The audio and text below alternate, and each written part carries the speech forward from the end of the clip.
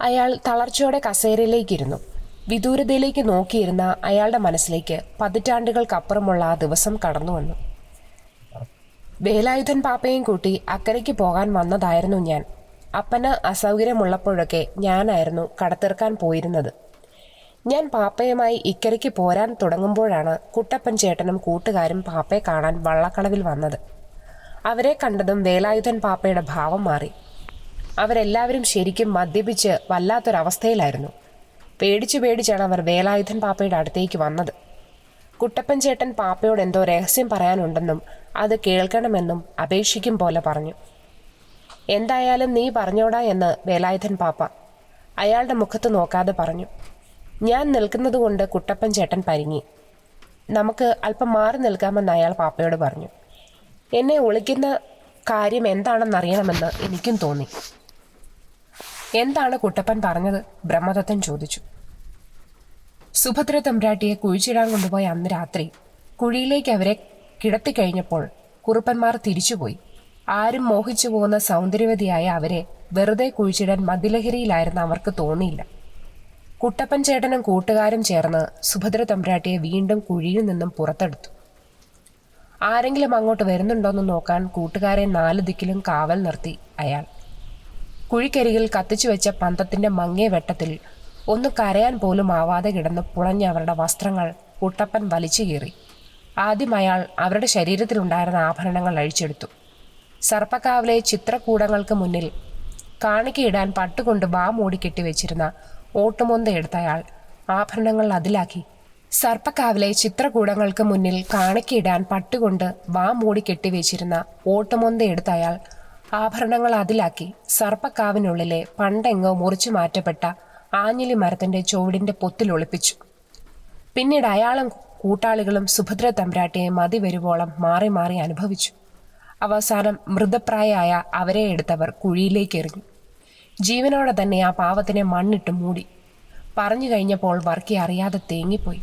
ഇത്രയും കുട്ടപ്പൻ ചേട്ടൻ പറഞ്ഞു തീർന്നതും വേലായുധൻ പാപ്പ അയാളെ അടിച്ചു. അടിയും വാങ്ങിപ്പോയ അവർ പിന്നെ പാപ്പയെ കണ്ടിട്ടില്ല. എന്തിനാണ് ആഭരണങ്ങൾ ആഞ്ഞിലിമരത്തിന്റെ പൊത്തിലൊളിപ്പിച്ചത്? അത് പറഞ്ഞില്ലേ? ബ്രഹ്മദത്തൻ ചോദിച്ചു. ഇല്ല. ഉടനെ കൊണ്ടുപോയാൽ പിടിക്കപ്പെട്ടാലോ, കുറുപ്പന്മാർ അറിഞ്ഞാലോ തല പോകുമെന്ന് പേടിച്ചായിരിക്കും. സർപ്പക്കാവിലാകുമ്പോൾ ആരും കയറില്ലല്ലോ. വിശ്വാസമില്ലാത്ത അയാൾക്ക് സൗകര്യം പോലെ കയറി എടുക്കാമെന്ന് കരുതി കാണും. എന്നിട്ട് കുട്ടപ്പൻ അതെടുത്തോ? അതിന് അയാൾക്ക് കഴിഞ്ഞു കാണില്ല. അതെന്താണ്? മരണാനന്തര ചടങ്ങുകൾക്കും മറ്റും തറവാട്ടിൽ ആളുകൾ ഒരുപാടുണ്ടായിരുന്നു. 41-ാം നാൾ രക്ഷസായി പുനർജനിച്ച സുഭദ്ര തമ്പുരാട്ടി ആദ്യം വകവരുത്തിയത് മൂത്ത കുറുപ്പിന്റെ ഭാര്യയാണ്. അവരുടെ ശരീരം കാണാൻ പോയ കുട്ടപ്പൻ ചേട്ടൻ ആകെ തകർന്നു പോയിരുന്നു. അത്രയ്ക്കും വികൃതമാക്കപ്പെട്ട നിലയിലായിരുന്നു ആ ശരീരം. അതിനുശേഷം അയാൾ പൂവത്തെങ്കിലേക്ക് പോയിട്ടില്ല. വലിയ കുറുപ്പിന്റെ ഭാര്യയുടെ മരണം ഒരു തുടക്കം മാത്രമായിരുന്നു. പരമേശ്വരക്കുറുപ്പിന്റെ മക്കളും മരുമക്കളും ആശ്രിതരും അടക്കം 13 പേരെയാണ് രക്ഷസ് കൊന്നു തിന്നത്. ഭയം കൊണ്ട് സന്ധ്യ കഴിഞ്ഞ് ആരും പുറത്തിറങ്ങാതായി. ഗർഭിണികളായ സ്ത്രീകളെ പുറത്തിറക്കാൻ ആളുകൾ ഭയന്നു. ദുർമരണപ്പെട്ട പൂവത്തിങ്കൽ സുഭദ്ര രക്തരക്ഷസായ കഥ നാട് മുഴുവൻ അറിഞ്ഞു. പരമേശ്വരക്കുറുപ്പിന്റെ ഓരോ മക്കളെ സുഭദ്ര കൊല്ലുമ്പോഴും അതൊന്നും ഗൗനിക്കാതെ പെങ്ങളുടെ മരണത്തിൽ മനം നൊന്ന് കുടിച്ച് ബോധമില്ലാതെ മഹാദേവക്കുറുപ്പ് നടന്നു. 5 ആൺമക്കളും 3 മരുമക്കളും ക്രൂരമായി കൊല ചെയ്യപ്പെടാനുള്ള കാരണം തൻ്റെ ദുരഭിമാനവും ക്രൂരതയുമാണെന്ന ചിന്ത പരമേശ്വരക്കുറുപ്പിനെ ഭ്രാന്ത് പിടിപ്പിച്ചു. പണ്ട് ഉത്സവാന്തരീക്ഷമായിരുന്ന പൂവത്തുങ്കൽ തറവാട് പ്രേതാലയം പോലെയായി. ആളുകൾ പണിക്ക് പോലും അങ്ങോട്ട് പോകാൻ ഭയന്നു. ദിവസങ്ങൾ പിന്നെയും കടന്നുപോയി. ഒരു ദിവസം നാടുണർന്നത് നടക്കുന്ന ആ വാർത്ത കേട്ടുകൊണ്ടാണ്. പരമേശ്വരക്കുറുപ്പും കൊല്ലപ്പെട്ടു. ആളുകൾ പൂവത്തുങ്കലേക്ക് ഓടി. വള്ളക്കടവിൽ നിന്നും ഞാനും പോയിരുന്നു കാണാൻ. പടുപുരയ്ക്ക് മുന്നിലായി പരമേശ്വരക്കുറുപ്പിന്റെ തല മണ്ണിൽ കിടക്കുന്നു. കൈകാലുകളും ഉടലും മുറ്റത്തിന്റെ പല ഭാഗത്തായി ചിതറിക്കിടക്കുന്നു. ഒന്നേ നോക്കിയുള്ളൂ ഞാൻ. തിരിഞ്ഞോടി. അത്രയ്ക്കും ഭീകരമായിരുന്നു ആ കാഴ്ച. കുറുപ്പിന്റെ അടക്കം കഴിഞ്ഞ് അധികം താമസിക്കാതെ മക്കളുടെ ബന്ധുക്കാർ വന്ന് എല്ലാവരെയും കൂട്ടിക്കൊണ്ടുപോയി. പൂവത്തുങ്കൽ തറവാട്ടിൽ മഹാദേവൻ മാത്രമായി. പൂവത്തുങ്കൽ തറവാട്ടിലെ രക്ഷസ് കാരണം ഭയപ്പാടിലായിരുന്ന നാട്ടുകാർ മഹാദേവനോട് പറഞ്ഞ് കർമ്മം ചെയ്യിപ്പിച്ച് രക്ഷസിനെ ബന്ധിക്കുവാൻ തീരുമാനിച്ചു. നാളികാട്ടില്ലത്തെ തിരുമേനിയെ കൊണ്ട് കർമ്മങ്ങൾ ചെയ്യിപ്പിച്ച് രക്ഷസിനെ തെക്കേ പറമ്പിലെ കാഞ്ഞിര മരത്തിൽ തളച്ചു. ഇത്രയും കാര്യങ്ങൾ എനിക്കറിയാവുന്നതാണ്. പിന്നെ ബ്രഹ്മദത്തൻ പറഞ്ഞതുപോലെ സുഭദ്ര തമ്പുരാട്ടിയുടെ ആത്മാവ് എന്നെ കൊല്ലുമെന്ന ഭയം എനിക്കില്ല. എന്തുകൊണ്ട്? ബ്രഹ്മദത്തൻ ചോദിച്ചു. അത് സുഭദ്ര തമ്പുരാട്ടി കൊന്നതെല്ലാം അവരെ ചതിച്ചവരെയും അവരുടെ കുടുംബക്കാരെയും മാത്രമാണ്. അപ്പോൾ വേലായുധൻ എന്ത് ദ്രോഹം ചെയ്തിട്ടാണ് അവൾ അയാളെ കൊലപ്പെടുത്തിയത്? അയാൾ ചോദിച്ചു. ഞാൻ പോവുകയാണ്. നിങ്ങൾ പറഞ്ഞതുപോലെ അവൾ പഴയ സുഭദ്രയല്ല. ബന്ധനത്തിൽ നിന്നും പതിറ്റാണ്ടുകൾക്ക് ശേഷം മുക്തയായ പ്രതികാരദാഹിയായ രക്ഷസാണ്. കഴുത്തിൽ കിടക്കുന്ന കൊന്ത കൈമോശം വരാതെ നോക്കുക. ഇത്രയും പറഞ്ഞ് ബ്രഹ്മദത്തൻ നടന്നു. നിർവികാരതയോടെ വർക്കി അയാൾ പോകുന്നതും നോക്കി നിന്നു. ഹരി വീട്ടിൽ വന്നപ്പോൾ ഒത്തിരി വൈകി.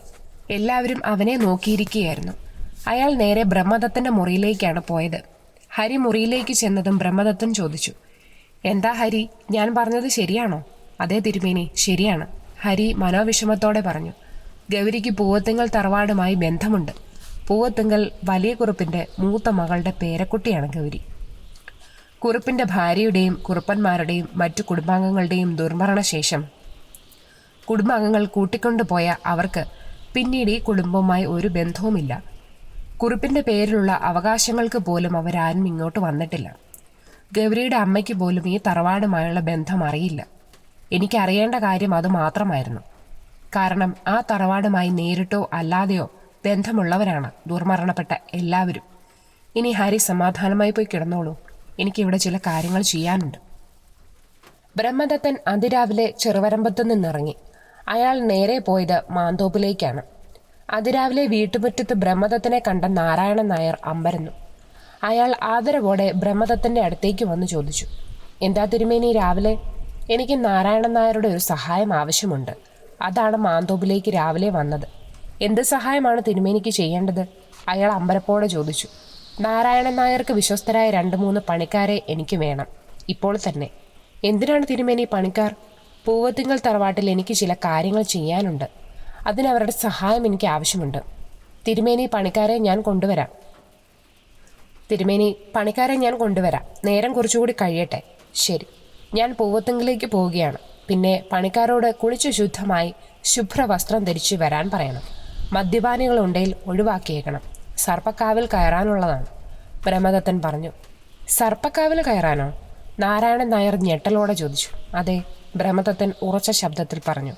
നാരായണൻ നായരെ, സമയം കളയാതെ പണിക്കാരുമായി അവിടേക്ക് വരൂ. എനിക്ക് അവിടെ ചെന്നിട്ട് ചില കാര്യങ്ങൾ കൂടി ചെയ്യാനുണ്ട്.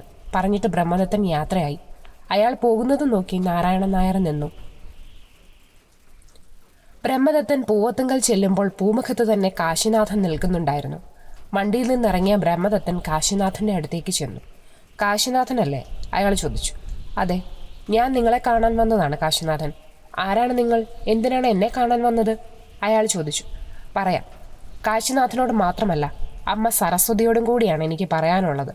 അമ്മയെ എങ്ങനെ അറിയാം? നിങ്ങൾ രണ്ടുപേരെയും എനിക്ക് നേരിട്ട് പരിചയമില്ല. നാരായണൻ നായർ പറഞ്ഞ അറിവ് മാത്രം. ഇതിനിടയ്ക്ക് എന്നെ പരിചയപ്പെടുത്താൻ മറന്നു. ഞാൻ ബ്രഹ്മദത്തൻ നമ്പൂതിരി. നമ്മൾ തമ്മിൽ കാണുന്നത് ആദ്യമാണെങ്കിലും ഇതിനു മുമ്പ് ഒരു തവണ ഞാനിവിടെ വന്നിരുന്നു. അന്നിവിടെ ആരും ഉണ്ടായിരുന്നില്ല. എന്തിനാണ് താങ്കൾ ഇവിടെ വന്നത്? അത് പറഞ്ഞില്ല. ഞാൻ ഏറ്റെടുത്ത ഒരു കർമ്മത്തിൻ്റെ പൂർത്തീകരണത്തിന് വേണ്ടിയുള്ള അന്വേഷണത്തിൻ്റെ ഭാഗമായി എനിക്കിവിടെ വരേണ്ടി വന്നു എന്ന് പറയുന്നതാവും ശരി. അതൊരു പക്ഷേ എൻ്റെ നിയോഗമാകാം. എന്തായാലും അതിൻ്റെ പൂർത്തീകരണത്തിന് നിങ്ങളുടെ സഹായം ആവശ്യമാണ്. എന്ത് സഹായം? നിങ്ങൾ ചെയ്യുന്ന കർമ്മങ്ങളും ഞങ്ങളുടെ തറവാടുമായി എന്താണ് ബന്ധം? അത് പറയാം. അതിനു മുമ്പ് എനിക്ക് കാശിനാഥനോട് ചിലത് ചോദിക്കാനുണ്ട്. എന്താണ് സർപ്പക്കാവിന് തെക്കുവശം പറമ്പിൽ നിന്നിരുന്ന മരങ്ങൾ മുറിപ്പിച്ചത്? കാശിനാഥനാണോ? അതെ, അതിനെന്താ? അവിടെ തെക്ക് കിഴക്കേ മൂലയിലായി ഒരു കാഞ്ഞിരമരം നിന്നിരുന്നില്ലേ? അതൊരിക്കലും മുറിക്കാൻ പാടില്ലാത്തതാണെന്ന് ആരും പറഞ്ഞു തന്നിരുന്നില്ലേ? ഇതൊക്കെ നിങ്ങളോട് ആര് പറഞ്ഞു തിരുമേനി? അത് ഞാൻ പിന്നീട് പറയാം. എനിക്ക് ചിലതുകൂടി അറിയാനുണ്ട്. അത് കഴിഞ്ഞ്. കാശിനാഥൻ എല്ലാം അറിഞ്ഞുകൊണ്ടാണോ ആ മരം മുറിപ്പിച്ചത്? അതെ, പണ്ടെങ്ങോ ഇവിടെ ദുർമരണപ്പെട്ട അച്ഛൻ്റെ പെങ്ങളെ ബന്ധിച്ചത് ഈ മരത്തിലായിരുന്നെന്നും അത് മുറിപ്പിച്ചത് തെറ്റായിപ്പോയെന്നും നാരായണൻ മാമ പറഞ്ഞു. എനിക്ക് അതിലൊന്നും വലിയ വിശ്വാസമില്ലാത്തതിനാൽ ഞാൻ അതൊന്നും കാര്യമാക്കിയില്ല. അന്ന് ആ മരം മുറിച്ചപ്പോൾ പ്രത്യേകിച്ച് എന്തെങ്കിലും സംഭവിച്ചിരുന്നോ? ബ്രഹ്മദത്തൻ ചോദിച്ചു. ഒത്തിരി മരമുണ്ടായിട്ടും എന്നെ വില കുറച്ച് തന്ന് പറ്റിച്ചതുകൊണ്ടാണെന്ന് തോന്നുന്നു. ആ മരം വാങ്ങിയവന് നല്ല പണിയായിരുന്നു. ആദ്യ ദിവസം ആ മരത്തിൽ കയറിയ വെട്ടുകാരൻ്റെ കാലിൽ വെട്ടുകൊണ്ടു. പിന്നെ 2 ദിവസം കഴിഞ്ഞ് ഉള്ളാട സമുദായത്തിൽപ്പെട്ട വേറൊരാളുമായി വന്നാണ് അയാൾ മരം വെട്ടിയത്. വലിയ മരമായതിനാൽ മറിഞ്ഞപ്പോൾ വൈകുന്നേരമായി. നല്ല കാറ്റും മഴയും ഉണ്ടായിരുന്നു. പക്ഷെ മരം മുറിച്ച് കഷ്ണങ്ങളാക്കിയപ്പോഴാണ് അയാൾക്ക് ശരിക്കും പണി കിട്ടിയത്. മുറി വെട്ടുന്നതിനിടയിൽ കട്ടർ ഏതോ കമ്പിയിൽ കൊണ്ടു. റിട്ടേൺ തെറിച്ച കട്ടർ വന്ന് മുറിച്ചവന്റെ കാലിൽ കൊണ്ടു. പിന്നെ അവനെയും കൊണ്ട് എൻ്റെ വണ്ടിയിലാണ് ഹോസ്പിറ്റലിൽ പോയത്. ഒരാഴ്ച കഴിഞ്ഞ് അയാൾ വന്ന് തടി കയറ്റിക്കൊണ്ടുപോയി. അത്രയല്ലേ സംഭവിച്ചുള്ളൂ. ഭാഗ്യം. കാശിനാഥൻ അവിടെ ഉണ്ടായിരുന്നതുകൊണ്ടാണ് കൂടുതൽ അനർത്ഥങ്ങൾ അവിടെ ഉണ്ടാകാതിരുന്നത്, ബ്രഹ്മദത്തൻ പറഞ്ഞു. അത് കേട്ടപ്പോൾ അവൻ്റെ ചുണ്ടിൽ എന്തോ തമാശ കേട്ടതുപോലെ ഒരു ചിരിയുണ്ടായി. ബ്രഹ്മദത്തൻ അത് കണ്ടതായി ഭാവിച്ചില്ല. എന്താണ് പറയാനുണ്ടെന്ന് പറഞ്ഞത്? പറയാം. നാരായണൻ നായർ കൂടി വന്നോട്ടെ. നാരായണൻ മാമ ഇപ്പോൾ വരുമോ? വരും, ബ്രഹ്മദത്തൻ പറഞ്ഞു. എന്നാൽ വരൂ തിരുമേനി, നമുക്ക് അകത്തേക്കിരിക്കാം. ബ്രഹ്മദത്തൻ കാശിനാഥൻ്റെ കൂടെ പൂവത്തിങ്കൽ തറവാട്ടിനുള്ളിലേക്ക് കയറി. കുടിക്കാൻ എന്തെങ്കിലും എടുക്കട്ടെ? ഒന്നും വേണ്ട. പുറത്ത് നാരായണൻ നായരുടെ വണ്ടി വന്നു നിന്നു. 4 പണിക്കാരുമായി നാരായണൻ നായർ വരുന്നത് കണ്ട് ബ്രഹ്മദത്തൻ പുറത്തേക്ക് ചെന്നു. വരൂ നാരായണൻ നായരെ, എനിക്ക് ചിലത് നിങ്ങളോട് മാത്രമായി പറയാനുണ്ട്. അയാളെയും കൂട്ടി അകത്തേക്ക് വന്ന ബ്രഹ്മദത്തൻ കാശിനാഥനോട് പറഞ്ഞു. അമ്മയെ കൂടെ വിളിക്കൂ. അവൻ എഴുന്നേറ്റ് അകത്തേക്ക് പോയി. നാരായണൻ നായരെ, ഇനി ഞാൻ പറയാൻ പോകുന്ന കാര്യങ്ങൾ വളരെ ഗൗരവമുള്ളതാണ്. അത് കാശിനാഥനും അമ്മയും എങ്ങനെ ഉൾക്കൊള്ളുമെന്ന് എനിക്കറിയില്ല. പക്ഷേ പറയുന്ന കാര്യങ്ങൾ അവർ അനുസരിച്ചേ പറ്റൂ. ഇല്ലെങ്കിൽ ആ രക്ഷസ് ഈ കരയിൽ ഇനിയും ജീവനുകൾ എടുക്കും. മഹാദേവക്കുറുപ്പിൻ്റെ രക്തമായതുകൊണ്ട് മാത്രമാണ് കാശിനാഥൻ ഇപ്പോൾ ജീവനോടെ ഇരിക്കുന്നത്. ഇല്ലെങ്കിൽ കാഞ്ഞിരമരം മുറിച്ച അന്ന് രാത്രിയിലെ സുഭദ്രയുടെ ഇര അവനാകുമായിരുന്നു. അതിനർത്ഥം സുഭദ്രയുടെ പ്രതികാരം തന്നെ ചതിച്ചു കൊന്നവന്മാരുടെ പിന്മുറക്കാരോട് മാത്രമാണ്. ആ പിന്മുറയിൽപ്പെട്ടതാണ് അന്ന് എൻ്റെ കൂടെ താങ്കളുടെ വീട്ടിൽ വന്ന ഹരിയുടെ ഭാര്യ ഗൗരി. അവളെ അപായപ്പെടുത്താൻ വന്ന രക്ഷസിനെ തളയ്ക്കാൻ വേണ്ടിയുള്ള അന്വേഷണമാണ് എന്നെ ഈ തറവാട്ടിലെത്തിച്ചത്. അവളെ പുനർജനിച്ച സുഭദ്ര ലക്ഷ്യം വെക്കാനുള്ള കാരണം ഈ തറവാട്ടിലെ വലിയ കുറുപ്പിൻ്റെ മകളുടെ ചെറുമകളായതുകൊണ്ടാണ്. എന്നാൽ ഈ തറവാടുമായി അവർക്കുള്ള ബന്ധം അവൾക്കോ അവളുടെ ഭർത്താവിൻ്റെ വീട്ടുകാർക്കോ അറിയില്ല. ബ്രഹ്മദത്തൻ പറയുന്നത് കേട്ടിരുന്ന നാരായണ നായർ ഭയന്നുപോയി. ഗൗരിയെ എനിക്ക് രക്ഷിക്കണമെങ്കിൽ ആ രക്ഷസിനെ എനിക്ക് സ്ഥായിയായി ബന്ധിക്കണം. അതിനാണ് ഞാനിവിടെ വന്നത്. എന്ത് സഹായം വേണമെങ്കിലും ചെയ്യാം തിരുമേനി. പഴയതൊന്നും ആവർത്തിക്കാതിരുന്നാൽ മതി. ആർക്കും ഒരാപത്തും ഉണ്ടാകാതിരുന്നാൽ മതി. അയാൾ ബ്രഹ്മദത്തൻ്റെ കൈകൾ കൂട്ടിപ്പിടിച്ചുകൊണ്ട് പറഞ്ഞു. ആർക്കാപത്തുണ്ടാകുന്ന കാര്യമാ നാരായണൻ മാമ? അമ്മയെ കൂട്ടി അവിടേക്ക് വന്ന കാശിനാഥൻ ചോദിച്ചു. ചോദ്യം കേട്ട് അയാളുടെ മുഖം വിളറി. അയാൾ നിസ്സഹായനായി ബ്രഹ്മദത്തനെ നോക്കി. അത് ഞാൻ പറയാൻ കാശിനാഥ, ബ്രഹ്മദത്തൻ പറഞ്ഞു. പക്ഷേ പറയുന്ന കാര്യങ്ങൾ അതിൻ്റേതായ ഗൗരവത്തിൽ എടുക്കണമെന്ന് മാത്രം. എന്താ കാര്യം തിരുമേനി? സരസ്വതിയമ്മ ചോദിച്ചു. ഞാൻ പറയുന്ന കാര്യങ്ങൾ ശ്രദ്ധയോടെ കേൾക്കണം സരസ്വതിയമ്മേ. അവർ തലയാട്ടി. ബ്രഹ്മദത്തൻ താൻ ഈ നാട്ടിൽ വരാനുണ്ടായ കാരണം മുതൽ പൂവത്തിങ്കൽ എത്തിയത് വരെയുള്ള കാര്യങ്ങൾ അവരോട് പറഞ്ഞു. എല്ലാം കേട്ടുകൊണ്ടിരുന്ന സരസ്വതിയമ്മയുടെ മുഖത്ത് ഭയം നിറഞ്ഞു. കണ്ണുകൾ അറിയാതെ നിറഞ്ഞൊഴുകി. കാശിനാഥൻ ആശ്ചര്യത്തോടെ അമ്മയെ നോക്കി. അമ്മ എന്തിനാ കരയുന്നത്? ഇതൊക്കെ വെറും കെട്ടുകഥയോ അന്ധവിശ്വാസമോ ആയിരിക്കും.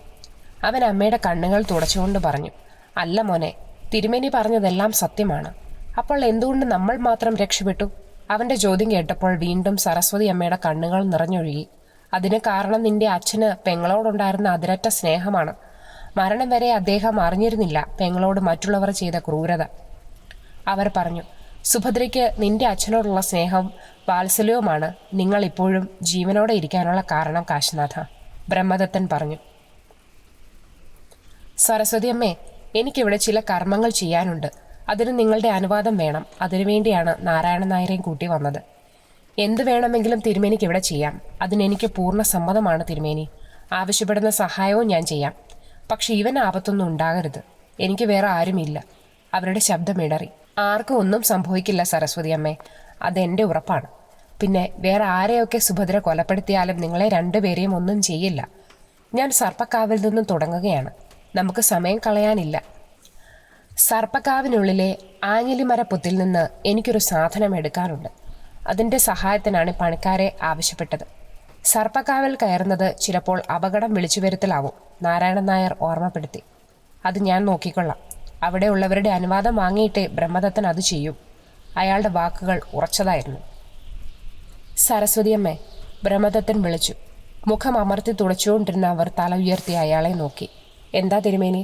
തെക്കേ തൊടിയിൽ കാഞ്ഞിരമരം നിന്നിടത്തു നിന്നും അതിൻ്റെ ചുവട് ഇന്ന് തന്നെ മാന്തി മാറ്റിക്കണം. ചെയ്യാം തിരുമേനി. അത് മാത്രം പോരാ, അവിടെ ഒരു കൽത്തറ കെട്ടിക്കണം. ചെറുതാവരുത്. ചിലവുകൾ ഓർത്ത് ഭയപ്പെടേണ്ട. ഭാവിയിൽ അതിൻ്റെ പണി പൂർത്തിയായിക്കൊള്ളും. കൽത്തറ എന്തിനാ തിരുമേനി? അവർ സംശയത്തോടെ ചോദിച്ചു. അതിൻ്റെ ആവശ്യമുണ്ട് സരസ്വതി അമ്മേ. പറഞ്ഞിട്ട് കാശിനാഥനെയും കൂട്ടി ബ്രഹ്മദത്തൻ സർപ്പക്കാവിലേക്ക് നടന്നു. കൂടെ നാരായണൻ നായരും പണിക്കാരും ചെന്നു. പൂവത്തുങ്കൽ കുടുംബക്ഷേത്രത്തിലേക്ക് ചെന്ന ബ്രഹ്മദത്തൻ അവിടുത്തെ പരദേവതകളെ തൊഴുതു. സർപ്പക്കാവിനടുത്തേക്ക് വന്ന അയാൾ കാവിനടുത്തായുള്ള നാഗത്തറയ്ക്ക് മുന്നിൽ കണ്ണുകൾ അടച്ചു. ചുണ്ടുകളിൽ നിന്നും നാഗപ്രീതിക്കായുള്ള മന്ത്രങ്ങൾ ഉയർന്നു. കുറച്ചു നിമിഷങ്ങൾക്ക് ശേഷം കണ്ണു തുറന്ന അയാൾ നാരായണൻ നായരോട് പറഞ്ഞു, ഇനി നമുക്ക് തുടങ്ങാം. അനർത്ഥങ്ങളൊന്നും ഉണ്ടാവില്ല. അനുവാദം ഞാൻ അവരോട് വാങ്ങിയിട്ടുണ്ട്. അയാൾ ആത്മവിശ്വാസത്തോടെ ഉറച്ച ശബ്ദത്തിൽ പറഞ്ഞു. അയാൾ ആദ്യം സർപ്പക്കാവിനുള്ളിലേക്ക് കടന്നു. പുറകെ നാരായണൻ നായർ കൊണ്ടുവന്ന പണിക്കാരും. വളരെ ശ്രദ്ധയോടെ വള്ളിപ്പടർപ്പുകൾ വകഞ്ഞു മാറ്റി അവർ സർപ്പക്കാവിനുള്ളിലെത്തി. അവിടെ ബ്രഹ്മദത്തൻ കണ്ടു കൂറ്റൻ ആഞ്ഞിലി മരത്തിൻ്റെ ശേഷിപ്പായി നിൽക്കുന്ന ഒരു ചുവട്. ഉൾവശം മുഴുവൻ വള്ളിപ്പടർപ്പും കരിയിലയും കൊണ്ട് നിറഞ്ഞിരിക്കുന്നു. ഇതിൻ്റെ ഉൾവശമാണ് നമുക്ക് തിരയേണ്ടത്. ശ്രദ്ധയോടെ വേണം ചെയ്യാൻ. ചിലപ്പോൾ നാഗങ്ങൾ കാണും. എന്താണ് തിരുമേനി ഞങ്ങൾ തിരയേണ്ടത്? പണിക്കാരിൽ ഒരാൾ ചോദിച്ചു. പറയാൻ ഞാൻ മറന്നു, ഒരു ഓട്ടുമൊന്ത, അയാൾ പറഞ്ഞു. പണിക്കാർ ആഞ്ഞിലി ചുവടിന് ചുറ്റുമുണ്ടായിരുന്ന വള്ളിപ്പടർപ്പുകളും കരിയിലയും മാറ്റി. അതിനുശേഷം ശ്രദ്ധയോടെ ആഞ്ഞിലി ചുവടിനുള്ളിലെ ചവറുകളും വള്ളികളും മാറ്റാൻ തുടങ്ങി. ചിതല് കയറി ദ്രവിച്ച തടിയുടെ അവശിഷ്ടങ്ങൾ അതിൽ നിന്നും എടുത്തു മാറ്റി. ഒരാൾ ശ്രദ്ധയോടെ സാവധാനം ആ മരപ്പൊത്തിലേക്ക് ഇറങ്ങി. അയാളുടെ കാൽപാദം ചതുപ്പിൽ ചവിട്ടിയതുപോലെ മുട്ടുവരെ താഴ്ന്നുപോയി. അയാൾ സാവധാനം കാൽപാദം അതിനുള്ളിൽ അമർത്തി ചവിട്ടി നോക്കി. കുറച്ചു നേരത്തെ ശ്രമത്തിനൊടുവിൽ അയാളുടെ കാൽപാദം എന്തിലോ തടഞ്ഞു. അയാൾ കുനിഞ്ഞ് കാലിൽ തടഞ്ഞ സാധനം എടുത്തു. അതൊരു ഓട്ടുമൊന്തയായിരുന്നു. അതിൽ ഉറഞ്ഞ തടിയുടെ അവശിഷ്ടങ്ങളും വള്ളിപ്പടർപ്പുകളും വേരുമുണ്ടായിരുന്നു. അയാൾ മൊന്ത ബ്രഹ്മദത്തനെ ഏൽപ്പിച്ചു. ബ്രഹ്മദത്തൻ മൊന്തയുമായി കാവിൽ നിന്നും പുറത്തിറങ്ങി. തിടപ്പള്ളിയുടെ ഇറയത്ത് ചെന്ന അയാൾ മൊന്ത ഇറയത്തേക്ക് കമഴ്ത്തി കൊട്ടി. മൊന്തയിൽ നിന്നും വേരും ചവറും കൂടി തിണ്ണയിലേക്ക് വീണു. അതിനുള്ളിൽ തിളക്കമുള്ള നൂലിൻ്റെ അവശിഷ്ടം ബ്രഹ്മദത്തൻ കണ്ടു. അതൊരു പട്ടിൻ്റെ ശേഷിപ്പാണെന്ന് അയാൾക്ക് തോന്നി. അയാൾ സാവധാനം ആ ചവറുകൾ പരിശോധിച്ചു. അപ്പോൾ അയാൾ കണ്ടു താൻ അന്വേഷിച്ചു നടന്ന സാധനം. 1/2 നൂറ്റാണ്ടുകൾക്കപ്പുറം കുട്ടപ്പൻ ഒളിപ്പിച്ച സുഭദ്രയുടെ ആഭരണം. അയാൾ അത് വിശദമായി പരിശോധിച്ചു. 3 മോതിരങ്ങൾ, അരഞ്ഞാണം, വളകൾ, ഒരു മാല. ആ മാലയുടെ കൊളുത്തിലായി ഒരു താലി. അയാളുടെ കണ്ണുകൾ തിളങ്ങി. തൻ്റെ നിഗമനങ്ങൾ ശരിയായതിൽ അയാൾക്ക് ആത്മസംതൃപ്തി തോന്നി. അയാൾ കയ്യിൽ കരുതിയിരുന്ന ഒരു പട്ടിൻ്റെ കഷ്ണത്തിൽ ആഭരണങ്ങൾ പൊതിഞ്ഞ് മൊന്തയിലാക്കിക്കൊണ്ട് സർപ്പക്കാവിനടുത്തേക്ക് ചെന്നു. എല്ലാവരും പോന്നോളൂ, ഇനി ആരും തിരയണ്ട. ഞാൻ അന്വേഷിച്ചത് കിട്ടി, അയാൾ പറഞ്ഞു. തിരഞ്ഞ സാധനം കിട്ടിയോ തിരുമേനി? നാരായണൻ നായർ ആകാംക്ഷയോടെ ചോദിച്ചു. കിട്ടി, പറഞ്ഞിട്ട് അയാൾ നടന്നു. നാരായണൻ നായരും കാശിനാഥനും അയാളെ അനുഗമിച്ചു. ഓട്ടുമൊന്തയിൽ നിന്ന് എന്താണ് കിട്ടിയതെന്ന് അറിയാൻ 2 പേർക്കും ആഗ്രഹമുണ്ടായിരുന്നെങ്കിലും ബ്രഹ്മദത്തനോട് ചോദിക്കാനുള്ള ധൈര്യമില്ലാത്തതിനാൽ അവരതിന് മുതിർന്നില്ല. ബ്രഹ്മദത്തൻ പൂവത്തുങ്കൽ മുറ്റത്ത് ചെന്ന് സരസ്വതി അമ്മയെ വിളിച്ചു. വിളി കേട്ട് ഓടിയെത്തിയ അവരുടെ കയ്യിലേക്ക് അയാൾ ആ ഓട്ടുമൊന്ത ഏൽപ്പിച്ചു. ഇത് കൊണ്ടുപോയി സുഭദ്രയുടെ മുറിയിൽ വെക്കണം. അതിനുള്ളിൽ എന്താണെന്ന് അഴിച്ചു നോക്കാൻ ശ്രമിക്കരുത്, അത് ആപത്താണ്, അയാൾ മുന്നറിയിപ്പ് എന്ന പോലെ പറഞ്ഞു. സരസ്വതി അമ്മ ഭയത്തോടെ ബ്രഹ്മദത്തനെ നോക്കി. പേടിക്കേണ്ട സരസ്വതി അമ്മേ, ഇത് സൂക്ഷിക്കാൻ സുഭദ്രയുടെ മുറിയോളം സുരക്ഷിതമായ സ്ഥലം വേറെയില്ല.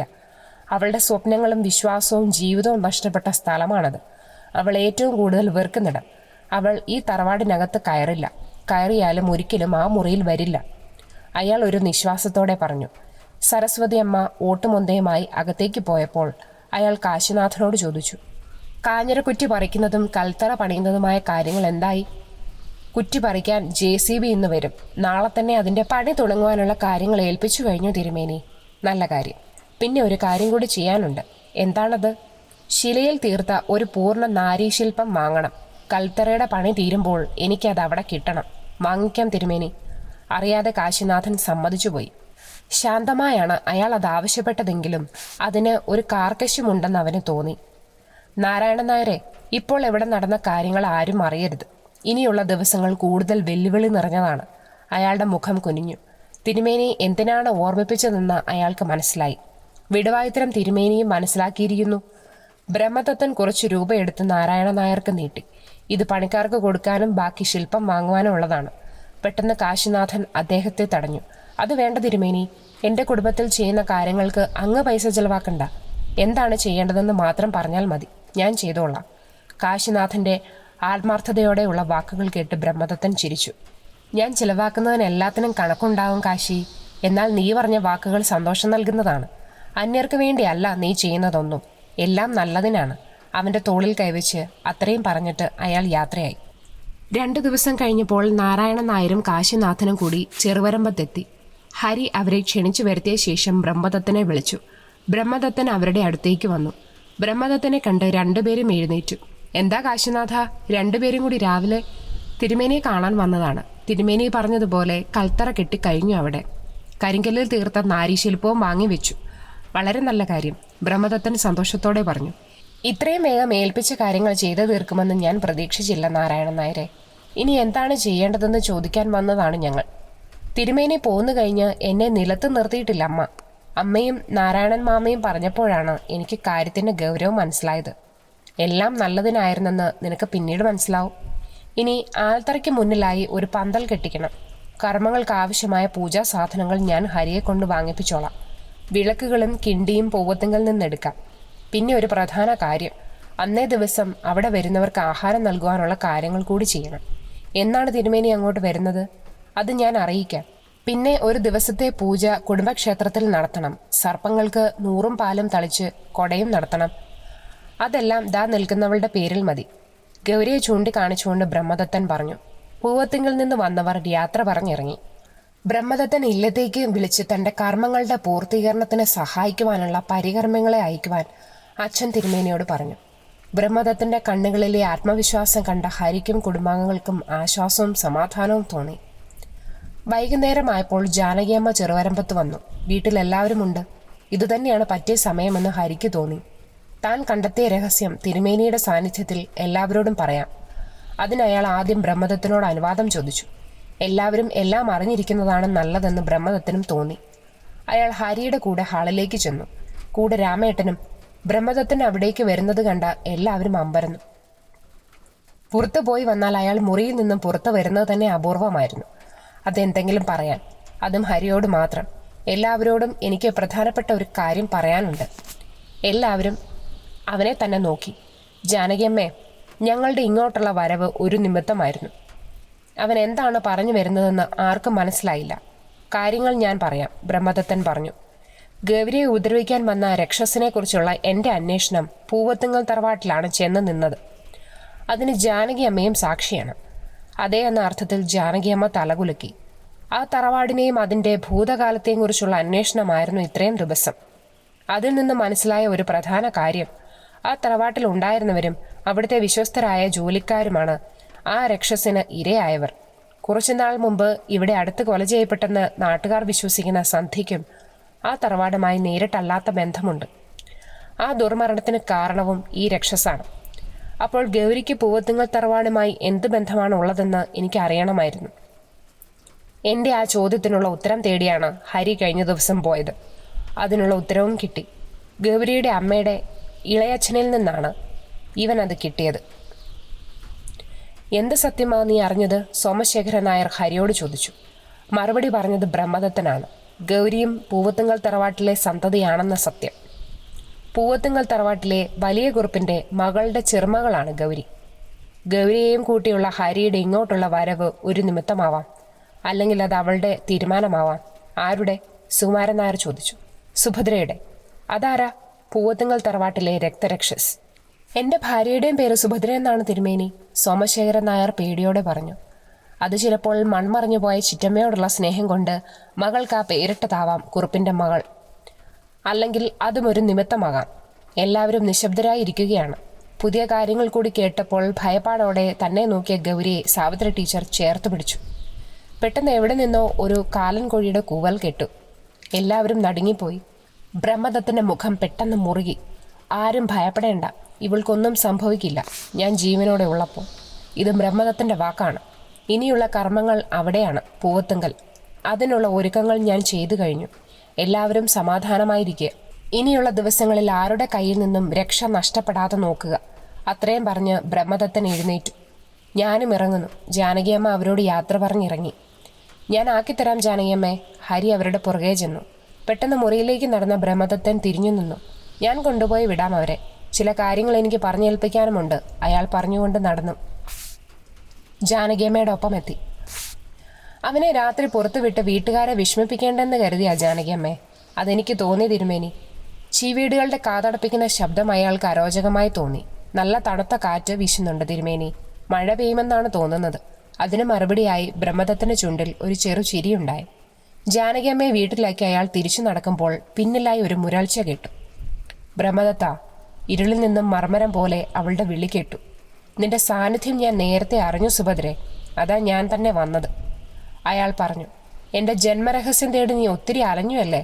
അവസാനം നീ അത് കണ്ടെത്തി. എന്നാൽ നീ എൻ്റെ മാർഗത്തിന് തടസ്സം നിൽക്കരുത്.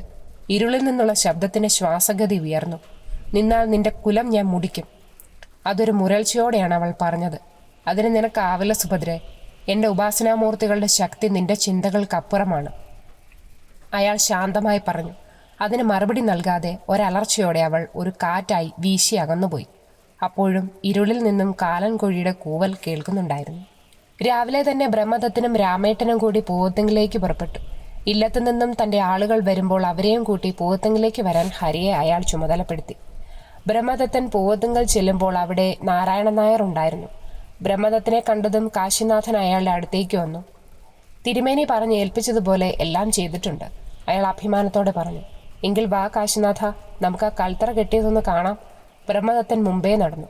അയാൾ ആശ്ചര്യപ്പെട്ടു പോയി. സ്ഥലമാകെ മാറിയിരിക്കുന്നു. കുറ്റിക്കാടുകളും ചവറും കരിയിലയും നിറഞ്ഞ ആ പ്രദേശം അതെല്ലാം നീക്കി മനോഹരമായിരിക്കുന്നു.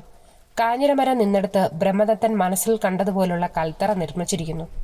ഭാവിയിൽ ആ കൽത്തറയ്ക്ക് വരാൻ പോകുന്ന മാറ്റം ഓർത്ത് അയാൾ ഊറിച്ചിരിച്ചു.